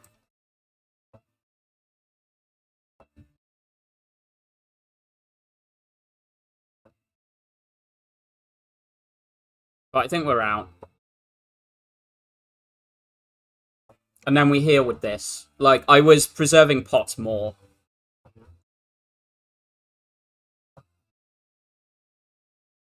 Don't care about these.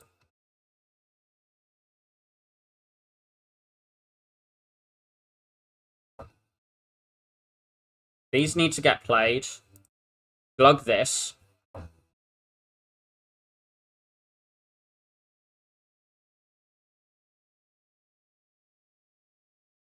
Do I actually seek the Neurosurge? That feels weird. I'm about seeking the Borrowed Time, though. No, I've got Borrowed Time. Oh, yeah, I seek Domain, then. I seek Domain.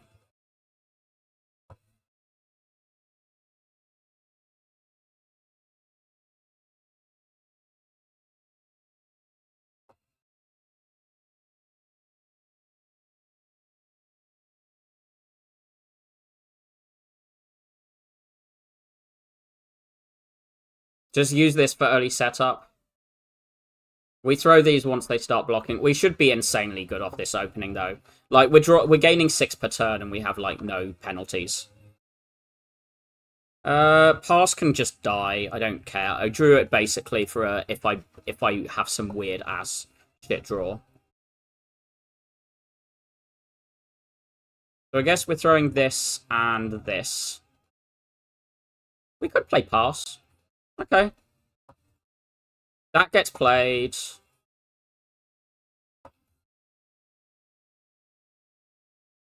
Leave this alone.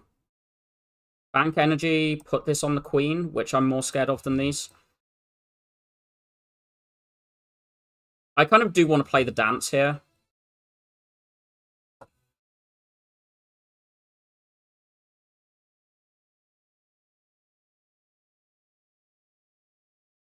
This is going to give me 6 extra from the dance. So that would put me at 27.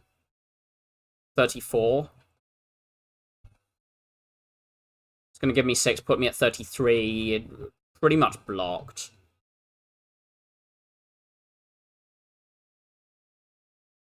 We can take 3 on Osti to keep these things alive. Delaying these 2 pots as long as possible is good. Who gives a shit about this? Deathbringer is pretty good to play, I think. I mean, this gets played. Countdown I kind of want to play, but I think Deathbringer is actually more output. We can do that. No need to play the other. Like, I think we've just completely won this run now.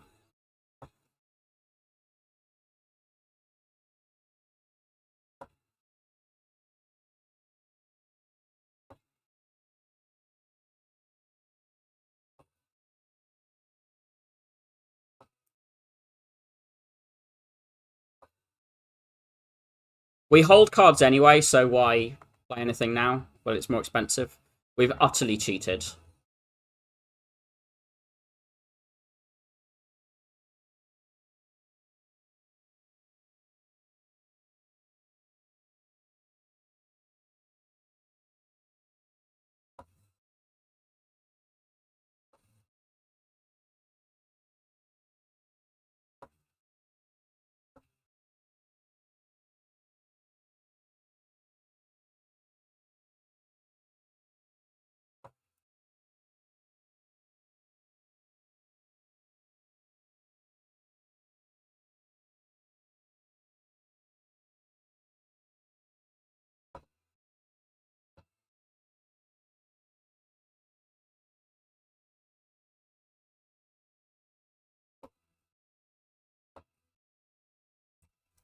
Yeah, GG.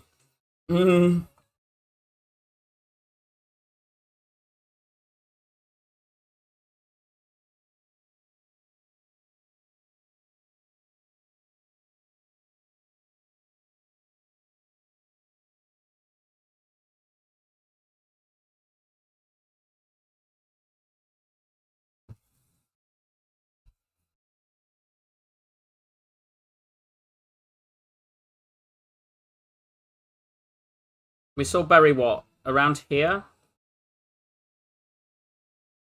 Where did I see it? Here. With the ice cream, it was just very, very good. Skipping this one for the countdown was decent in this, and it gives you a different form of boss scaling that's a bit more consistent. The Equi felt amazing. This card's so good.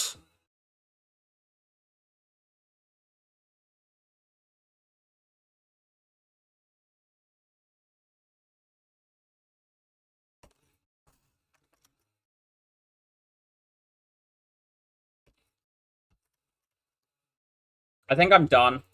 I think I don't have time comfortably. Yes, I did that in a co-op. I think Regent's the best character for Ice Cream. I did it in a co-op where I got Nikki to mend me.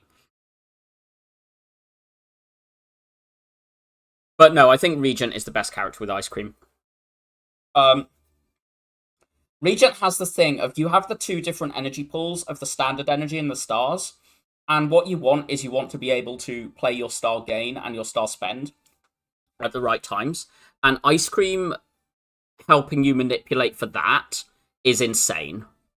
Like, because it just means you're not worrying about, ooh, can I play my glow? Can I play my hidden cash? Can I play...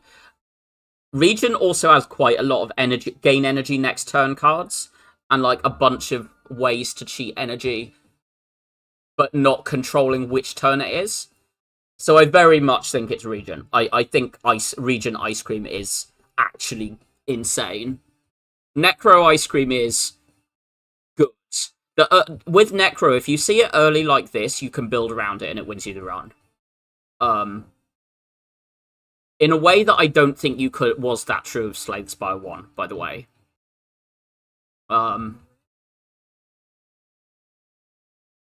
Yeah, see a run without Tez. I mean, also Nono, but see a run without Tez, win it.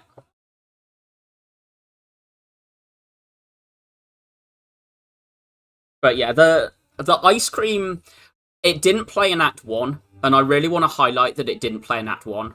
The Ice Cream didn't do anything in Act 1. Like, it maybe took one turn of something, but it was very mediocre in Act 1, and that's with Equilibrium. Because Equilibrium is insane with Ice Cream. If your cards and your energy retains, that's so much control over reacting to enemy intents. But yeah, the Neurosurge was probably the best rare we could have seen with the Ice Cream. Probably. Alchemical Copper is broken. And then getting an early Entropic Brew, like, you know, I didn't need to throw all these potions to win this fight, but we took 2 damage in this fight. Which I could have, which, with holding a block potion, by the way, we could have not taken anything. We could have perfected this fight. Very, very easily and cleanly with the pots. This made a lot of fights a little smoother. There were quite a few fights which we won really, like, by quite narrow things.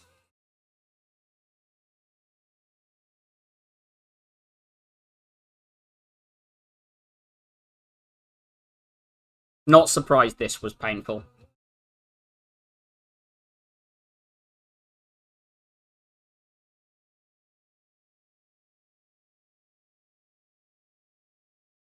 Our draw in this fight was insane, and Gambling Chip was just the final thing we needed.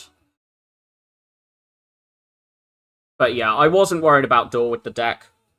Having 2 or 3 big things. The moment I saw the Apo, like, the moment I saw the moment I saw Nonu, the door, I wasn't worried about the door. And then when I see it, I think any of these 3 probably beat door. Fur Coat means you have an easier time here, but when you've got Regal Pillow and Pantograph, you, like, aren't really worried about... As long as you don't... I mean, the Fur Coat probably means you can find a path that means literally 0 chance of dying, but I think the Apo just does the same thing. With the relics I have, with this. With this.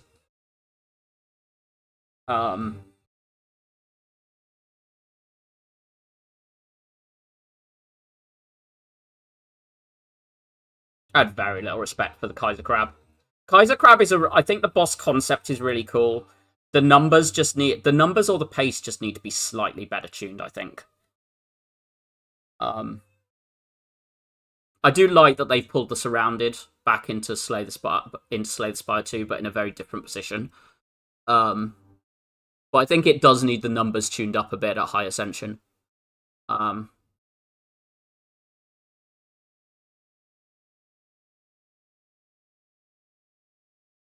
But yeah, that is me done.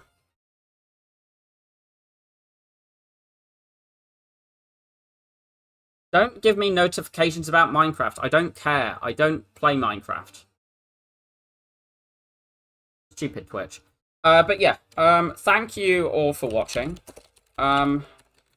Appreciated as always. And I will send you over to Disruptor, who I will join and hang an insult for 10-20 minutes before I bugger off. But yeah, catch you soon.